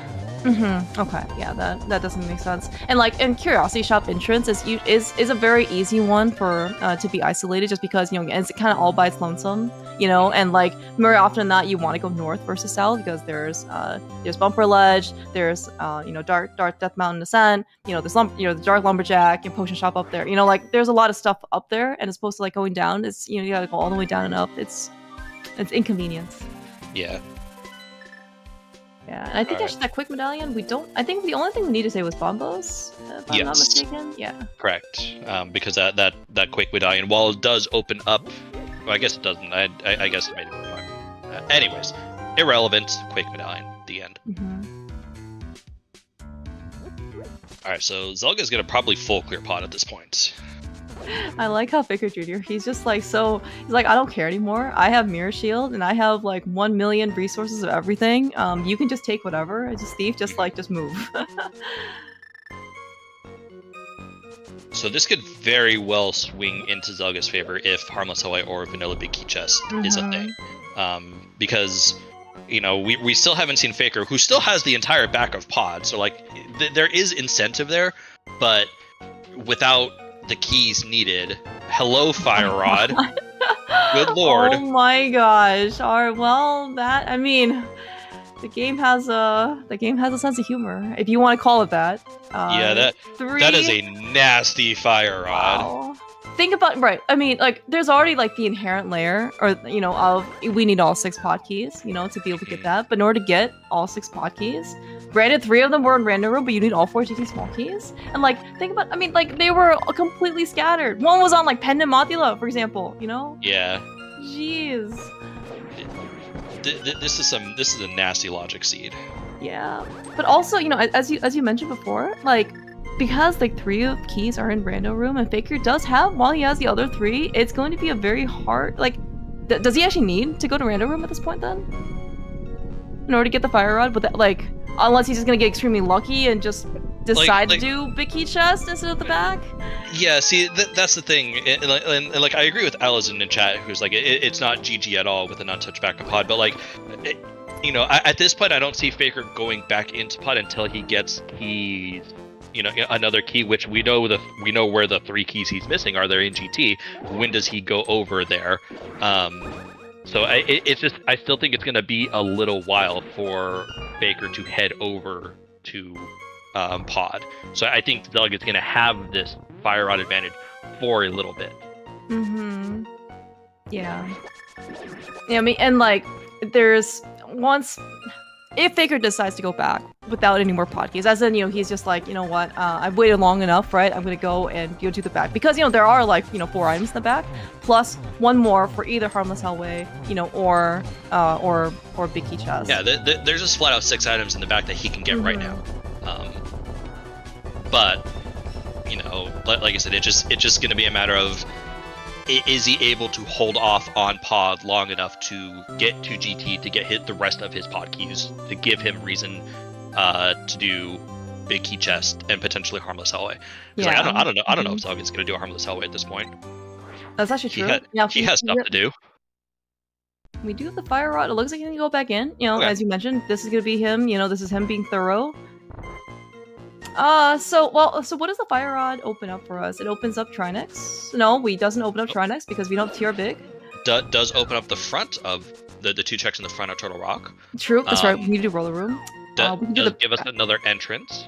Yeah, the back of Skull Woods. That's right. So yeah, there is definitely stuff to do. I mean, it will open up right side GT, given that we know where all the fucking keys are. Good point. Yes, that is also very true. I completely forgot that. Yeah, like logically speaking, is this TR big? Oh. No, that's a GT big. That's GT big. Okay. That could be problematic. Again, that's dependent on, you know, because Faker's gonna go into Eastern. This is kind of gonna be one of the major inflection points of the races, at the 90-minute mark. Yeah, we are definitely still looking for Eastern Palace Big Key and Turtle Rock Big Key. We know the Fire Rod for sure won't be in here. Faker, I think, is also really hoping that, you know, he's been walking around for an hour and a half. Maybe some footwear is here. I mean, and only the red kind, because we definitely don't want the blue kind. That was a really clean hook speed. Yeah, Zelda is like extremely good at Herapod. Like, some of the probably the fastest I've seen. I like how he said yes to big chest, no to then big no to small. chest. Yeah, that's right. It's like, you know, I don't blame him. You know, I don't think I would have sit through Hera Basement either. But I mean, I think that is still something. Maybe he doesn't want to. Oh no, where's Fire Rod? Maybe he doesn't want to do it yet because like the fire source is still not yet in logic, at least like from his perspective, right? He doesn't know about the last TR small key, but like maybe he's just not willing to do it quite yet. And chat, we need Eastern and Turtle Rock Big. That's all we're looking for. Desert is a pendant, not needed. Yeah, and even though both Faker Jr. and Zelga have already cleared out, Zelga has already turned in the green pendant, and so it wasn't anything; it was just a heart piece. Yep. So it turns out it was just nothing. So Zelga's going to be in a little bit of an interesting pickle here because he's heading back to GT right now. He has not picked up a third GT key. If he wants to do big chest, he's gonna have, like, along with keeping the option of the climb open to him, he's gonna have to take the key that he's going to get from right side and still mirror out, and then have to go all the way back left if he wants to do the big chest and keep the climb open to him. Oh, that's kind of a hard decision. I mean, like, it's like, just one check, right? Yeah, because like I think you're here, so I think he's climbing. Yeah, because yeah, the climb also yields. Like the climb has five items upstairs, right? I've admittedly not paid any attention to what potential dropdown is. Okay, I think it's maybe, I want to say maybe Mid's Magic Bat. I don't think we've seen it. Yeah. What did we just find on right side? Did we just find small and flippers? I don't want to be here anymore. Sir, I would like to speak with GT's manager. I like how Zelga chose neither big chest or the climb. I guess Swamp is like 10 items now, right? If you include left side. We do have the Swamp Big Key from Floating Island, so that is still something that we can go do. Man, I was really hoping we could skip Swamp Palace. But you know, honestly, like, if it's 10 items, that is like a much better decision to go do versus like anything else that we really have. And we know that Zelga is definitely not going to Eastern. I don't think, unfortunately, Faker Jr. found anything in Eastern, which, you know, it doesn't look like it. I don't see either big key marked. Yeah. So he's going to find GT right here. He's going to be presented with a little bit more of an interesting decision, because he'll probably sequence break right side, and so he'll recognize that Flippers and Swamp Small are fire rod locked, so that might clue him into potentially where the fire rod is. Back to pod. I'm getting pinged over here. Can we not? No, I'm just kidding. Do they do anything for you in chat? In Twitch chat? You know, it's whatever. All right, we're going swamp over on Zelga's side. I think he's basically saying, okay, these GT keys have to be somewhere I just haven't been yet. Yeah, I think he's clued into like, okay, the GT keys are a thing. Did we just open up middle door? Yes, apparently, because we have the keys to spare. Yes, what a boss. This is what everybody should be doing, by the way. Okay, watch Faker Jr. as he sets a great precedent and example, you know, for everybody else who does GT. Just come in with enough keys, okay? You gotta go find all the keys before you go into the dungeon.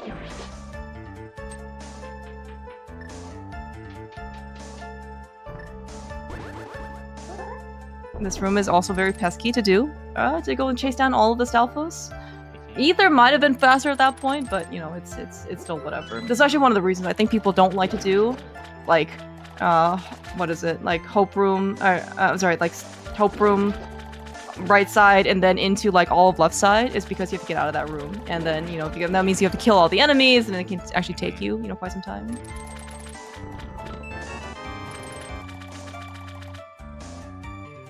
I believe also with the combination of being able to access Swamp on Zelda's side, he can also go do Mothula, and we can actually go pull Pedestal. We can, in fact, get the 50 different things that are on Pedestal that were talked about before. It's true. Okay, I'm excited. And I believe you mentioned it some time ago, and I didn't even think about how relevant it is until now, but it is one of the main rules of cross keys that you find all of your big keys that you don't need before you find the ones that you need. Zelda has every big key that isn't the two that he needs. Surely then we will be able to find the rest of them somewhere. They're gonna show up, literally. Come on. There's 3 small keys to Pod and Faker Jr. side. You're like, I guess I'm going back to Pod. I did like the little bomb that he laid. Surely that was a heck you left side GT for giving me all 3. But I mean that is, you know, that's good for Faker because he hasn't been back to Pod, and now when he does go back to Pod, he's absolutely going to be getting his Fire Rod. Yeah. Oh, very nice. You know, portal skip there on Faker Jr. side. Super smooth to be able to see that, especially without boots.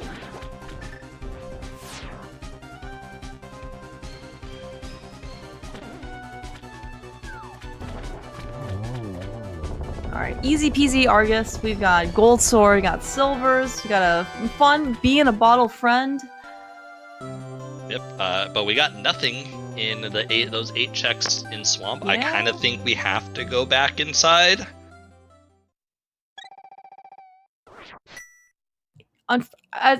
Unfortunately, we are not going. I mean, or fortunately, we are not going into Swamp. I will mention it now. You know, left side Swamp. Nice to be able to dash with the pickles, by the way, with the gold sword. That is a feature that the gold sword can give you. And I was gonna say, like, left side Swamp has certainly been quite a tipping point, you know, for the decision to do left side Swamp or not. You know, for many Crosskeys runners, I genuinely hope that it is going to be the right decision. Some people maybe have better track records than others for making that decision. I can't speak to Zelga's record quite yet. We are here in. I guess we just haven't taken this connector on his side. Yeah, because like Zelga's options at this point aren't great. Maybe that was kind of a reason to maybe do left side while he was there then? Because, you know, if like there weren't really good options, maybe, you know, 2 checks on left side is something. I am curious. He might be looking for top of bumper. Just because I'm not really sure what he would be interested in terms of like, you know, item or in terms of entrances, but he's clearly got an entrance on his mind, so that tells me that there's an item cave out there that he hasn't seen, but I'm not really sure what. Point. I think this is going to be finally when Faker Jr. decides to go get his boots. That's really good for Faker. It is. He might be a little sad that he's going to get it now versus like an hour ago, but you know, them being the Crosskeys ways sometimes, unfortunately.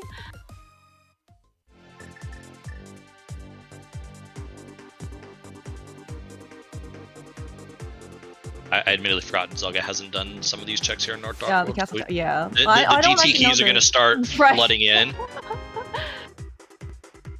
If you're Zelda, I mean, you already did right side for GT. I mean, like, is just GT big chest like, you know, no longer a thing for you? I mean, again, I don't know. That's a rough one to consider.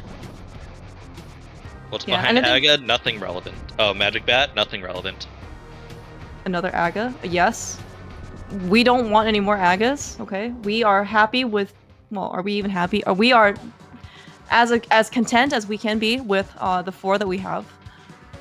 Oh yeah, I forgot. Like there was a big key here on the torch. So yeah, Faker coming directly back is obvious. Mm-hmm. Hey, look, here's gonna be Zelga's last GT small key. Yeah, yeah. I mean, and Faker Jr. does not have GT big key. Oh, this is gonna be tough. It's hard to really tell who has a lead. Like I definitely think Zelda is in a slightly more advantageous position, provided he continues to just ignore Eastern Palace like he does. Because then I think he just gets back to whatever is the answer before Faker gets here. Yeah. The exception to that is potentially left side swap.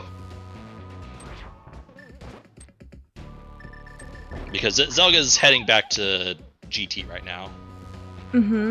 Yeah. I mean, I guess, like, at what point do you start to consider more of Hera basement? You know, being in logic, or like being a check that you're begrudgingly willing to go do. You know, because like initially, you know, like the excuse was like, oh my gosh, it's like it's fire source locked, right? And like both fire sources, you know, fire rod and lamp, of course being locked by fire rod. You know, the fire rod was like extremely deep in logic, right? But now, you know, as you said, we're gonna like slowly trickling in and like floodgating in at some points, you know, all of the logic that we actually needed for that fire rod. So, you know, that kind of excuse is kind of like whittling down. Yep. We are going to the big chest on Zelga's side. I don't mind this given the location of GT, but I imagine we're climbing next, unless we get an Eastern big. Like a GT big or a TR big might also, but TR big really only. Well, do we even have TR big chest entrance? I don't remember if we've done that. I don't have it marked, but I've also long since stopped paying attention. Okay. Yeah, but I mean, like, I don't like. Well, I guess like the point I was trying to get to was I don't know if only finding TR big like is enough. I guess, you know, for someone to right. All right, so Faker where he needs to be, about to get the fire rod. We'll also get the GT big. We'll get gold sword. That's it. We have 3 bombs to our name for GT big chest. Looks like Zelda is going to climb. We have 4 items up here, and whatever is behind Aga2. I don't remember if we. So I thought Bat was actually behind Aga2, but turns out it's Bat behind Aga1, so never mind. Maybe it's Zeus's Fairy.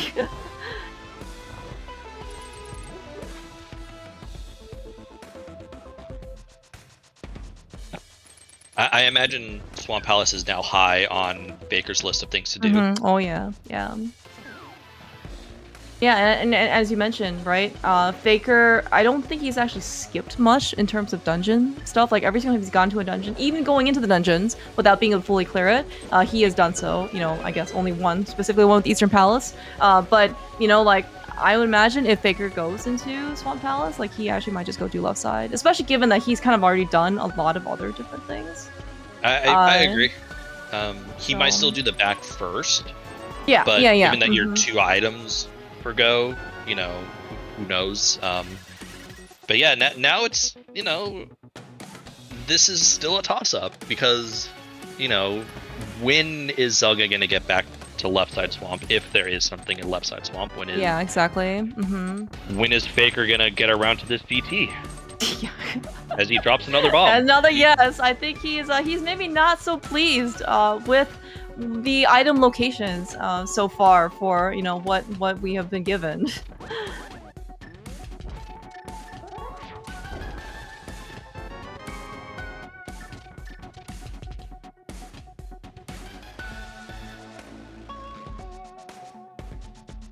Yeah, maybe also another reason for Faker to finish up Swamp. At least just go.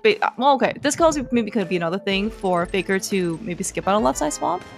Is that he also does have Mothula defeated, which Zelda does not, and we're having all 3 pendants. Again, we can combo that with checking the entrance with the Fire Rod in the back of Skullwoods. Yeah. So that could be something else. Yeah, although I'm admittedly not sure what if any item keys were missing. Did Faker ever activate the flute? I don't think so. I don't think he has either. That's actually a good point. Yeah, by Pichu as well. I don't remember seeing that on his side. Oh, there's one of our big keys. All right. Okay, climb is definitely required. Okay, so this is going to open up, at least if we do have access to TR Big Chest, that's going to be one check. We definitely now have access to Trinex, so it's going to be another check. And I believe also we do have Pyramid Fairy entrance with 5-6 crystals. Again, that's I don't know if, again, if there's another item cave out there, but that is another entrance we have access to. I think you're correct in that we haven't actually seen the TR Big Chest entrance. Okay. Alright, there is something back here. We're going to find out all together what's behind Agatu. I was say, yeah, Zelda doing this tells me that I think it's probably Lumberjack behind Agatu. Okay. Alright, and this is when, Zelga's copium starts kicking in. I'm sure at this point he's played so many Crosskey seeds for skipping on Eastern Palace that it, doesn't phase him anymore. But, again, if this is one of those things where the Eastern Palace big key is in Eastern Palace, Zelda will literally do everything else in the game before going back to Eastern, Yep. So...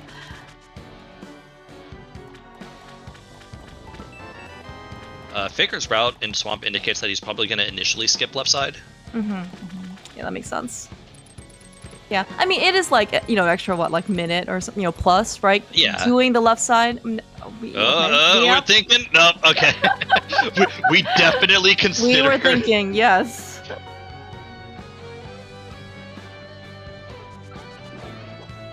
Alright, so Zelga's next play after this drop down is to immediately just go finish off Trinex. And then it's, who knows. Yeah, right now, it's just a bunch of different, locations we can go to, and nothing really kind of stands out, at saying this is the right thing to do or this is the best decision. It's all just kind of what is the best choice out of the least, desirable ones that I have. Yeah. Nothing behind, just 3 bombs behind Agatu, which is Lumberjack drop. And I'm looking at Zelga's personal tracker, and TR, the checks remaining in TR are highlighted yellow, which is indicative of him not finding the big chest entrance. Okay.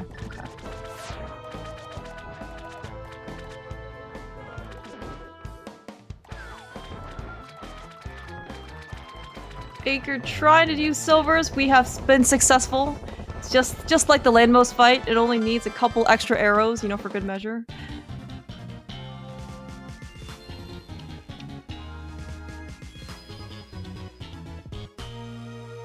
Alright, okay. If this is Eastern Big, Zelda has definitely made the correct decision to go climb. And we're going to be seeing a relatively fast finish. If not, we are going to be making some more potentially difficult decisions. Although Faker already making one of them for us, we're gonna go get some new checks on. We're gonna go see some new checks on left side Swamp.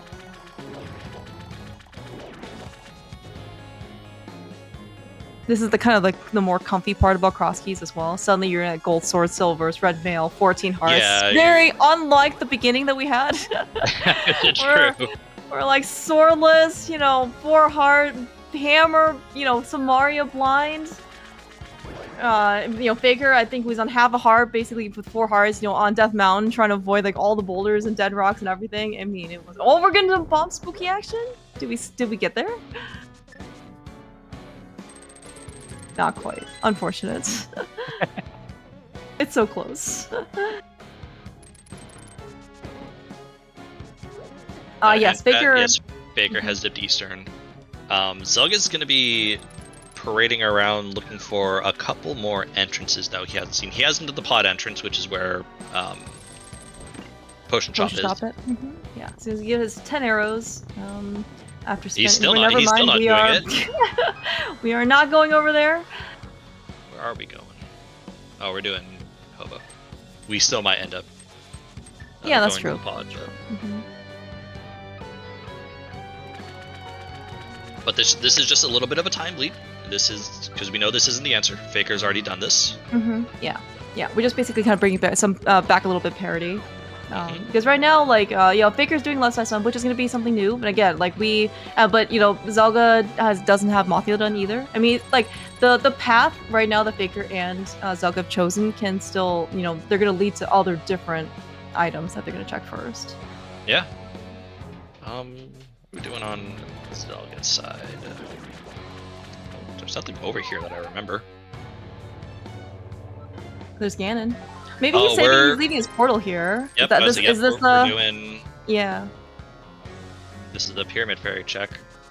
Although, yeah, no, can't... Oh, there's the Eastern Big. Oh my gosh, Alright. that is Eastern Pal's big key for Faker Jr. Very big find for him. We we do have a race. It's going to be a very good question when Zelda goes back to left side. I mean, man, this is tough. This is.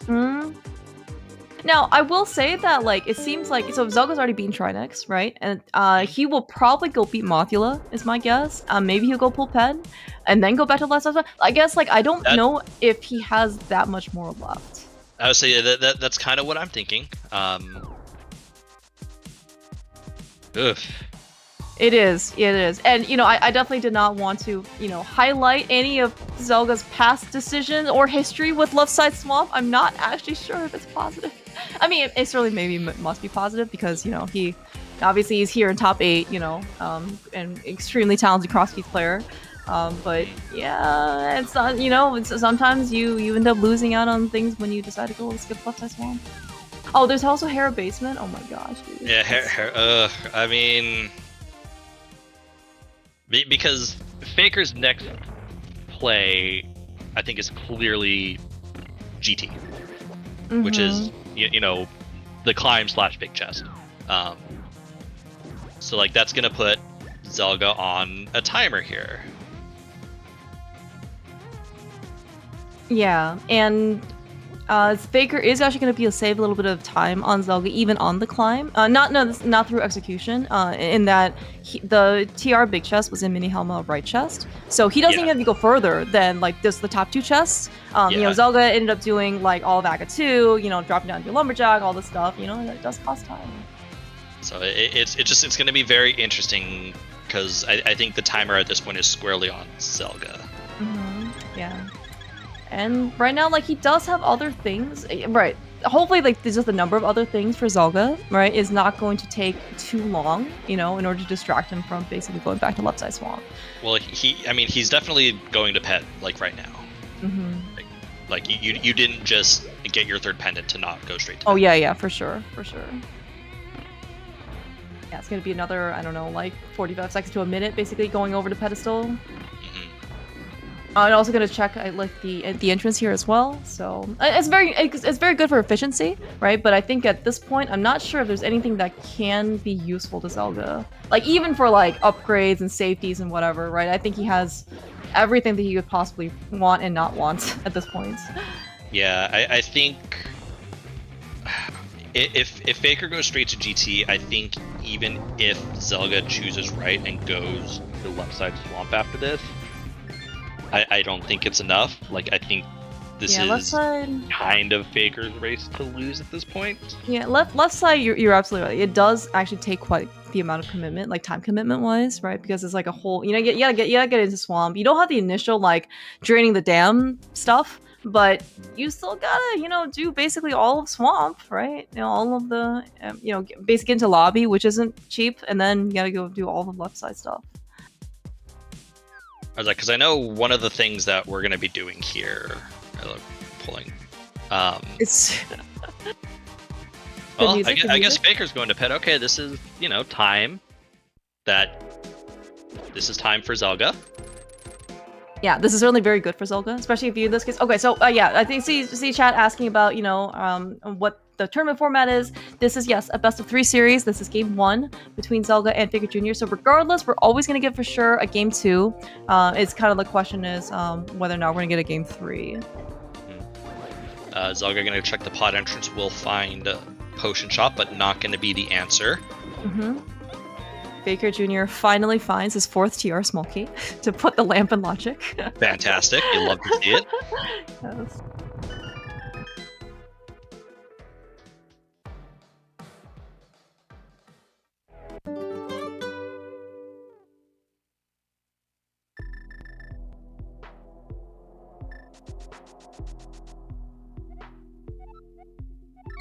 Faker Jr., I am so disappointed. Reading the pedestal when you have all 3 pendants.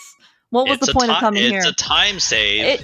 But what about the music? Okay, what about the value? Okay, of for us.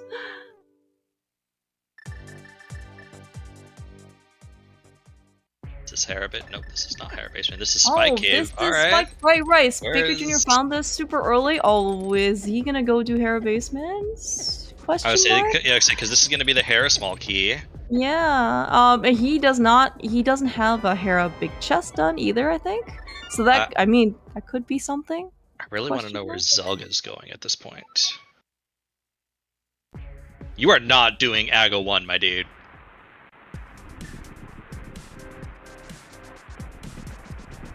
Clear mouse. I'm scared. I'm scared about this predicament. Oh There's nothing here for him to do but Aga 1. You almost might. We are doing. So this you gotta respect Zelga's commitment to to stick to his principles. All right, like we have already decided that we are not going to go back to left side swamp, right? Because that was a conscious decision to go skip it. We are going to literally do everything else besides Eastern Palace to potentially look for this Eastern Palace Bicky. I mean, I get it. Like, Zelga is committed to what he skips, but like, I don't know. I don't know. Maybe the number of blue balls won't be that bad. No, I mean, like, there's kind of backing down on his skip is not giving up. I'm going to fight this. Okay. It does look like, Faker is going to give some of the time back, right, for doing Hera Big Chest. There is nothing stopping Faker from also doing Aga for what it's worth. Although I will say that given that he does not have a GT climb done and he's gonna go do Aga 1 would be surprising.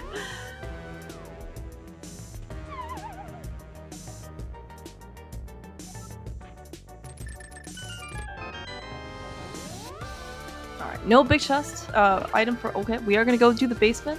I'm kinda curious though to see for Faker, like, at what point do you want to go do the climb? Or do you go do the climb, Because he's kind of doing these one-offs right now. It's his most dense thing left. Yeah. Like,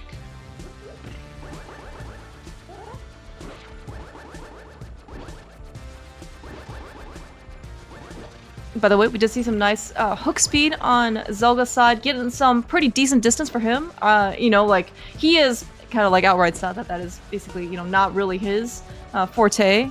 Or he doesn't really consider himself that good at it, so I think that distance is actually pretty good for him.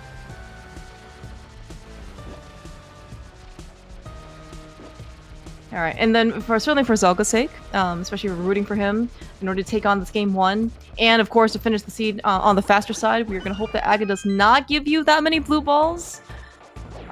Especially in this case, if it's the, let's say the quote-unquote like wrong decision, as in it doesn't lead to anything, you really kind of you want to minimize like the amount of time you take in order to go do the shack. I'm really interested, like, because like Zelga has done basically everything that isn't left side swamp and Eastern. At this point, and yet the heart discrepancy is a thing. Yeah, that's actually true. How did Faker get all this health? Did he actually just go literally pick up everything? I know that Zelda maybe after a point just stopped picking up things like on the ground. But at the same time, I don't think like there were that many freestanding items that we skipped either.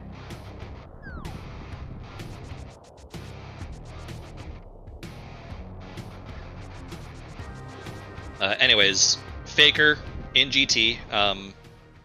It's, you know, the climb versus the big chest. He's going to go to the big chest first, which I think is super reasonable given the location.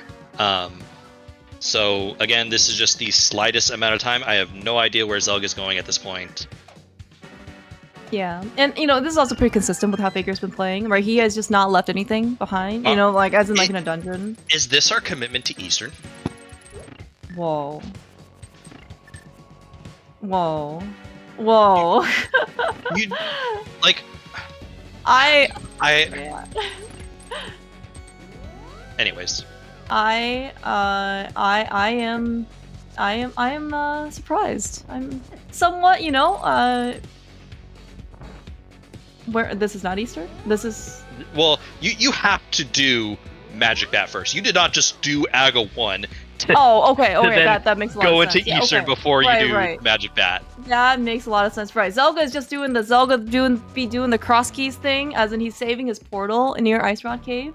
So he's gonna take a nice little shortcut from the Whirlpool to go to Lumberjack, and then he's going to, assuming this is the Eastern Palace Big Key, which he is assuming this is going to be, he is going to go finish Eastern. Yep, and here comes the climb for Faker, which will get him his go mode. Zelga is at, I think, out of time, even if he does do left side swamp. Although he might be, well, he might have put the portal there, and he might actually do left side swamp. So, okay, I can actually see a little bit of the play here in that he's going to go to left side swamp first, so that way he has the portal ready to go for Eastern Palace. I just don't think it's enough time at this point.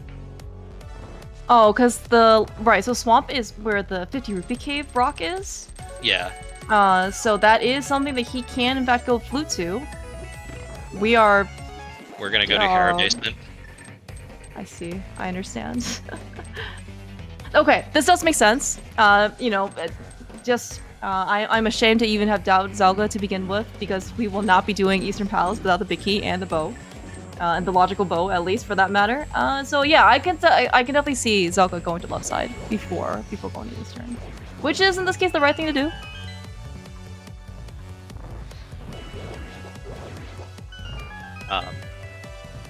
So yeah, so I'm just trying to think of the correct thing to say, because like, for those of you who know Zelga, Zelga is an amazing runner, a fantastic person. Like, you know, Zelga is exactly the kind of player you want to model yourself after if you are, you know, trying to be a good runner while also trying to be a good person. But we talked about his Achilles heel, and I guess the second one is left side swamp. And like throughout the years, Zelga's record with left side swamp, it has been a well, one side is definitely a hate. I don't know if Zelda likes left side swamp per se, but it is at best a love-hate relationship. Like, it's just always like you know, sometimes you make the decision and sometimes you're right, sometimes you're wrong, and sometimes it seems like you're just more wrong, like more often than not. So yeah, so here's left side swamp for Zelda, which will get him his Eastern big. But yeah, it's unfortunately too little too late. Yeah, the figure's already a Torturous one for GT, and so he's gonna get a TR big relatively soon.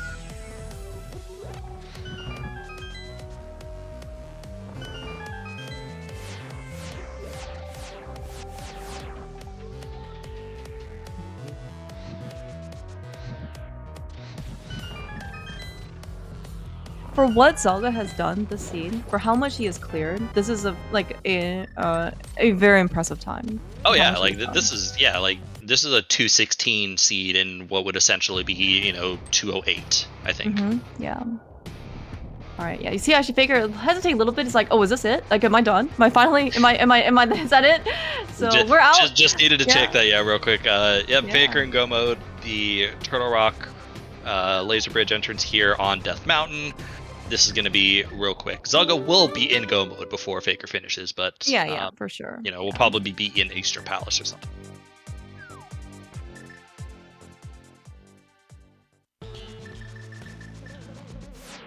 I also just want to echo what you kind of said earlier about Zelda. Like, maybe, like, in this case, you know, like, sometimes, like, the memes go a little bit more deeper just because he's been around for so long. It's kind of, you know, at this point, over the years, has more developed more some.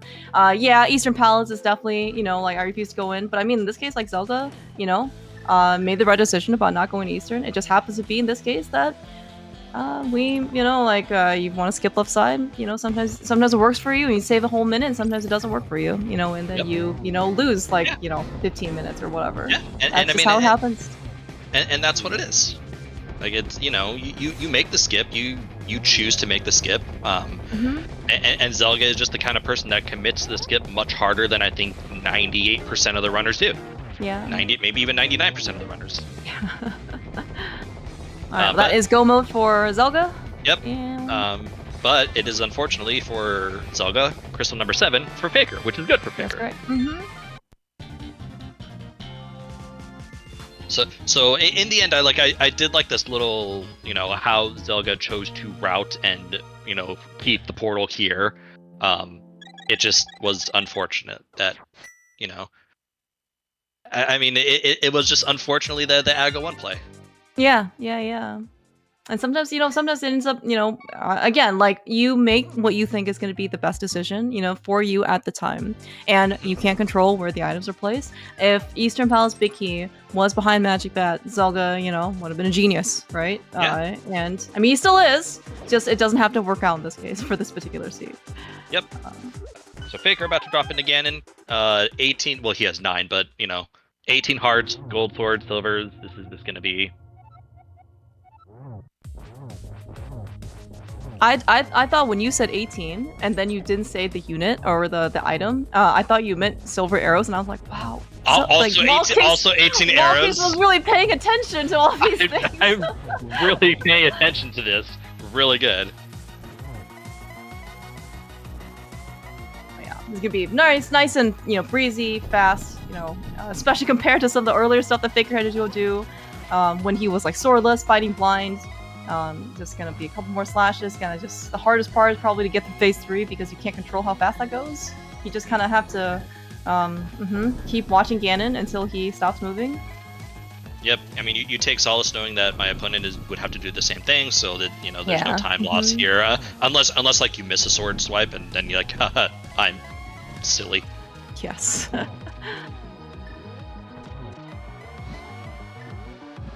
Setting up for the triple right here. 1, 2, 3. Get your GGs in chat. For Faker, gonna take game 1 of this quarterfinal matchup. Gonna go up 1-0. Yeah, very impressive. Yeah, big GGs to Faker. Has I think it was mentioned before, by Tyler in chat. He has had quite the tear going into brackets. Actually, certainly both Zelga and Faker, both two of their their first round opponents, still very impressive, right? But Faker, I think, so he was 6-2, part of the plane race. I think didn't quite, get the last spot, but he had just barely squeaked in, right? He finished he was the 10th seed in the tournament, so that would have placed him 4th in the. Okay. All right, that's still quite good. And then the fact that we're here on this incredibly difficult matchup. Someone I know has to win, somebody has to lose, and to be on the winning side always feels great. We'll see about. I'm sure we'll probably get both of them in here for chat here relatively soon. Faker was on the boat line. Hilarious. Yes, for those who don't know, Allison and I were on a boat tour of Chicago while the plane race was happening, and so we were consistently checking towards the end of the boat tour to see when the finishers were coming in, because the plane race was so nasty.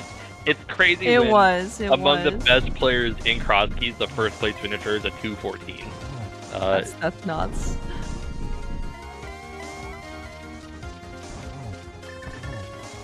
But yeah, I mean, everybody who played, everyone here in brackets absolutely deserves a spot here. I mean, one, it was just next to impossible even to get, to get into a bracket spot to begin with. Zelga, I think, was one of the fortunate people who, had a 7-1 record, so he got automatically qualified. But even making through the play-in race, one, you have to get a 7-1 record, and then also 2, you have to make it into the play-in race, and you have to make it through the play-in race. All of these are next to impossible to do. Yep. Get your GGs in chat for Zelga. We're actually joined by both of our runners. GGs to both of you. Yo, Zelga, Faker Jr., GG's. Yo, GG's. So I'm sorry about... Yeah, go for walking. I would say that this turned into a very nasty seed at the end, given those two big key locations, Turtle Rock and Eastern. Yeah, like that and Fire Rod was basically all I was missing at like almost the hour mark, Mhm. which so like I And- knew it could be so fast. And then, we were discussing that too. And then the Fire Rod being where it was, Faker, you like. I'm impressed with how long you held off on going back into pod for the back until you wanted to get at least one more pod key. Of course, the 3 pod keys were all right next to each other in Rando Room of GT. But yeah, I felt like that could have been a real big issue for you had you gone back into GT or back into pod a little earlier. Yeah, I just didn't want to leave a chest there. So I Mhm. wanted to go back when I have another key.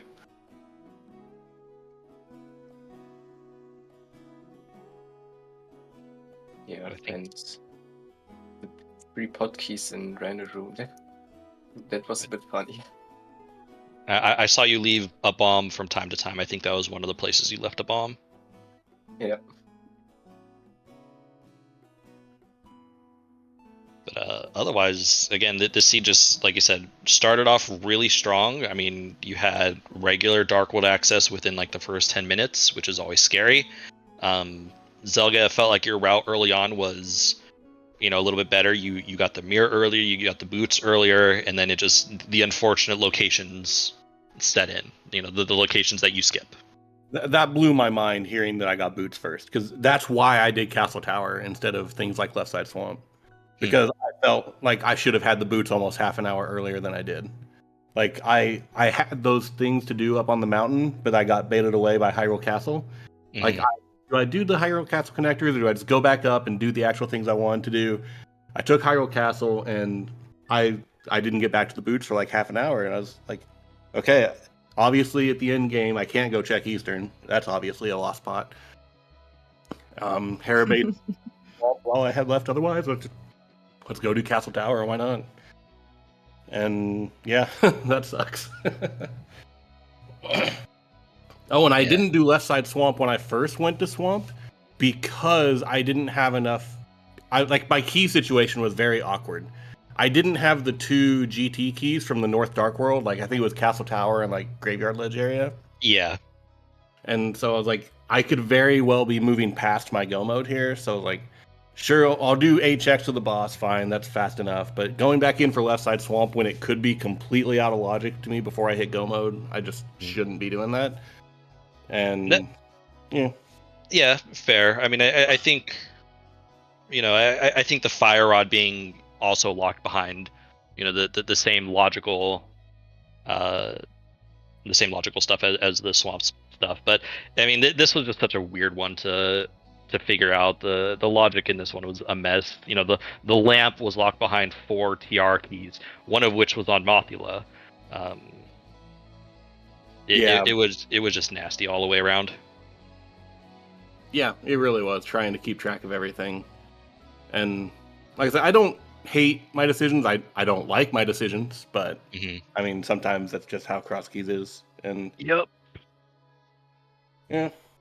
But this is only game 1. Yeah, exactly. That's why it's best of 3. Sometimes these things happen. But yeah, Baker, I was. I mean, I don't know how disappointed you were by getting the boots when you did. Like, hour 45 in or something. I think it was nearly 140. Yeah. Yeah. Yeah, but I mean, in this case, like you're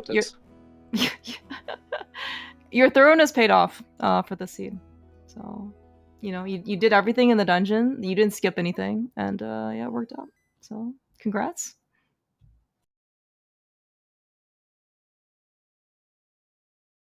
I know you guys are very early in terms of because I know you guys got like game 1 this weekend. Any thoughts about game 2 or? It'll probably be next weekend sometime, just because I've got other things going today, and with our time differences, weekends are really our best shot. Yeah, and as mentioned, like you guys are already well ahead, and like no other series is even done yet. So, I think there might be one other series that's done, but there's no other quarterfinal matchup set. So you guys definitely have time. But GG's to both of you. This was fun to watch. Probably not fun to play. But I mean, honestly, all things considered, Zelda, if you full clear Eastern and you're done, that you 216 this seed in what 209, 210 maybe. Yeah. Well, I never got the Desert Small, which I assume is in Eastern because there's literally nowhere else. Well, I guess it could be in the Turtle Rock Big Chest at GT. I think it's in the TR Big Chest because I don't think Faker ever found Desert Small. Faker And you went full into cleared. Eastern. Yeah. Okay. Yeah. So yeah, it's in the Turtle Rock Big Chest at GT. That's it. Fantastic. I'm glad Yeah. the seed went better for you than last seed, Faker. I heard you had quite some fun. Oh, yeah. But GG's to both of you. To answer chat, the next game between these two runners isn't scheduled yet. They did mention that likely next weekend, given their time differences, and the fact that they are well ahead of the rest of the tournament, which everyone is still on the round of 16 matchup, and this is our first quarterfinal matchup. But if you haven't already, please give both these runners, Faker Jr., zelgadissan, follows. As you can see, they are amazing at this game. You have to be in order to get top 8, and they showed why in this seed. You're also just very, very good people. Absolutely. Like obviously, outstanding Crosskeys runners, Brando runners in general. But I mean, you actually just get to, chill out with them in their streams and their chats. Like they're just really fun. They're really awesome people to talk to. Yeah. And be sure to also give our wonderful trackers, Pichu and Iker, follows, as they are also Crosskeys experts themselves. I would say give Clearmouse a follow, but I don't believe Clearmouse streams. So, but Clearmouse is still just an awesome person in general. Maybe one day. Clearmouse, when is your first? I heard I don't know yet. I heard you entered a tournament. I did, and I'm still not streaming. I am a dedicated pilot for Pilot Spoiler, which I believe also Faker Jr. and Zelda are doing. By the way, speaking of, Zelda is playing. I think he's running today. Correct me if I'm wrong, Zelda, at 3 p.m. for Pilot Spoiler, being piloted by Shady. So that should be also a lot of fun. Like we haven't officially said yes, I'm running, but probably. And then I think Faker Jr., he is running his last race with Mufte on Monday afternoon. I don't quite remember the time, but yeah, they're also going to finish up. So lots of cross keys, lots of pilot spoilering going on. It's going to be great. And of course, you don't have this one rescheduled, the game 2 scheduled yet, but of course we got the other tournament games going on. We're trying to get those on ZSR if we can. Mm-hmm. I do want to point out real quick, you can't see it because of the interview screen, but you guys' collection rates are identical, both 192. Nice. Nice. Nice. But I think that's it for me. I think I'm going to let VT Slacker take us off. Thank you. Yeah, thank you. I think you're going to over everybody to give follows too. But I'm going to actually send you over to ZSR2 because they've got a Majora's Mask Randomizer tournament race in action right now. But thank you for watching, everyone, and we will see you next time.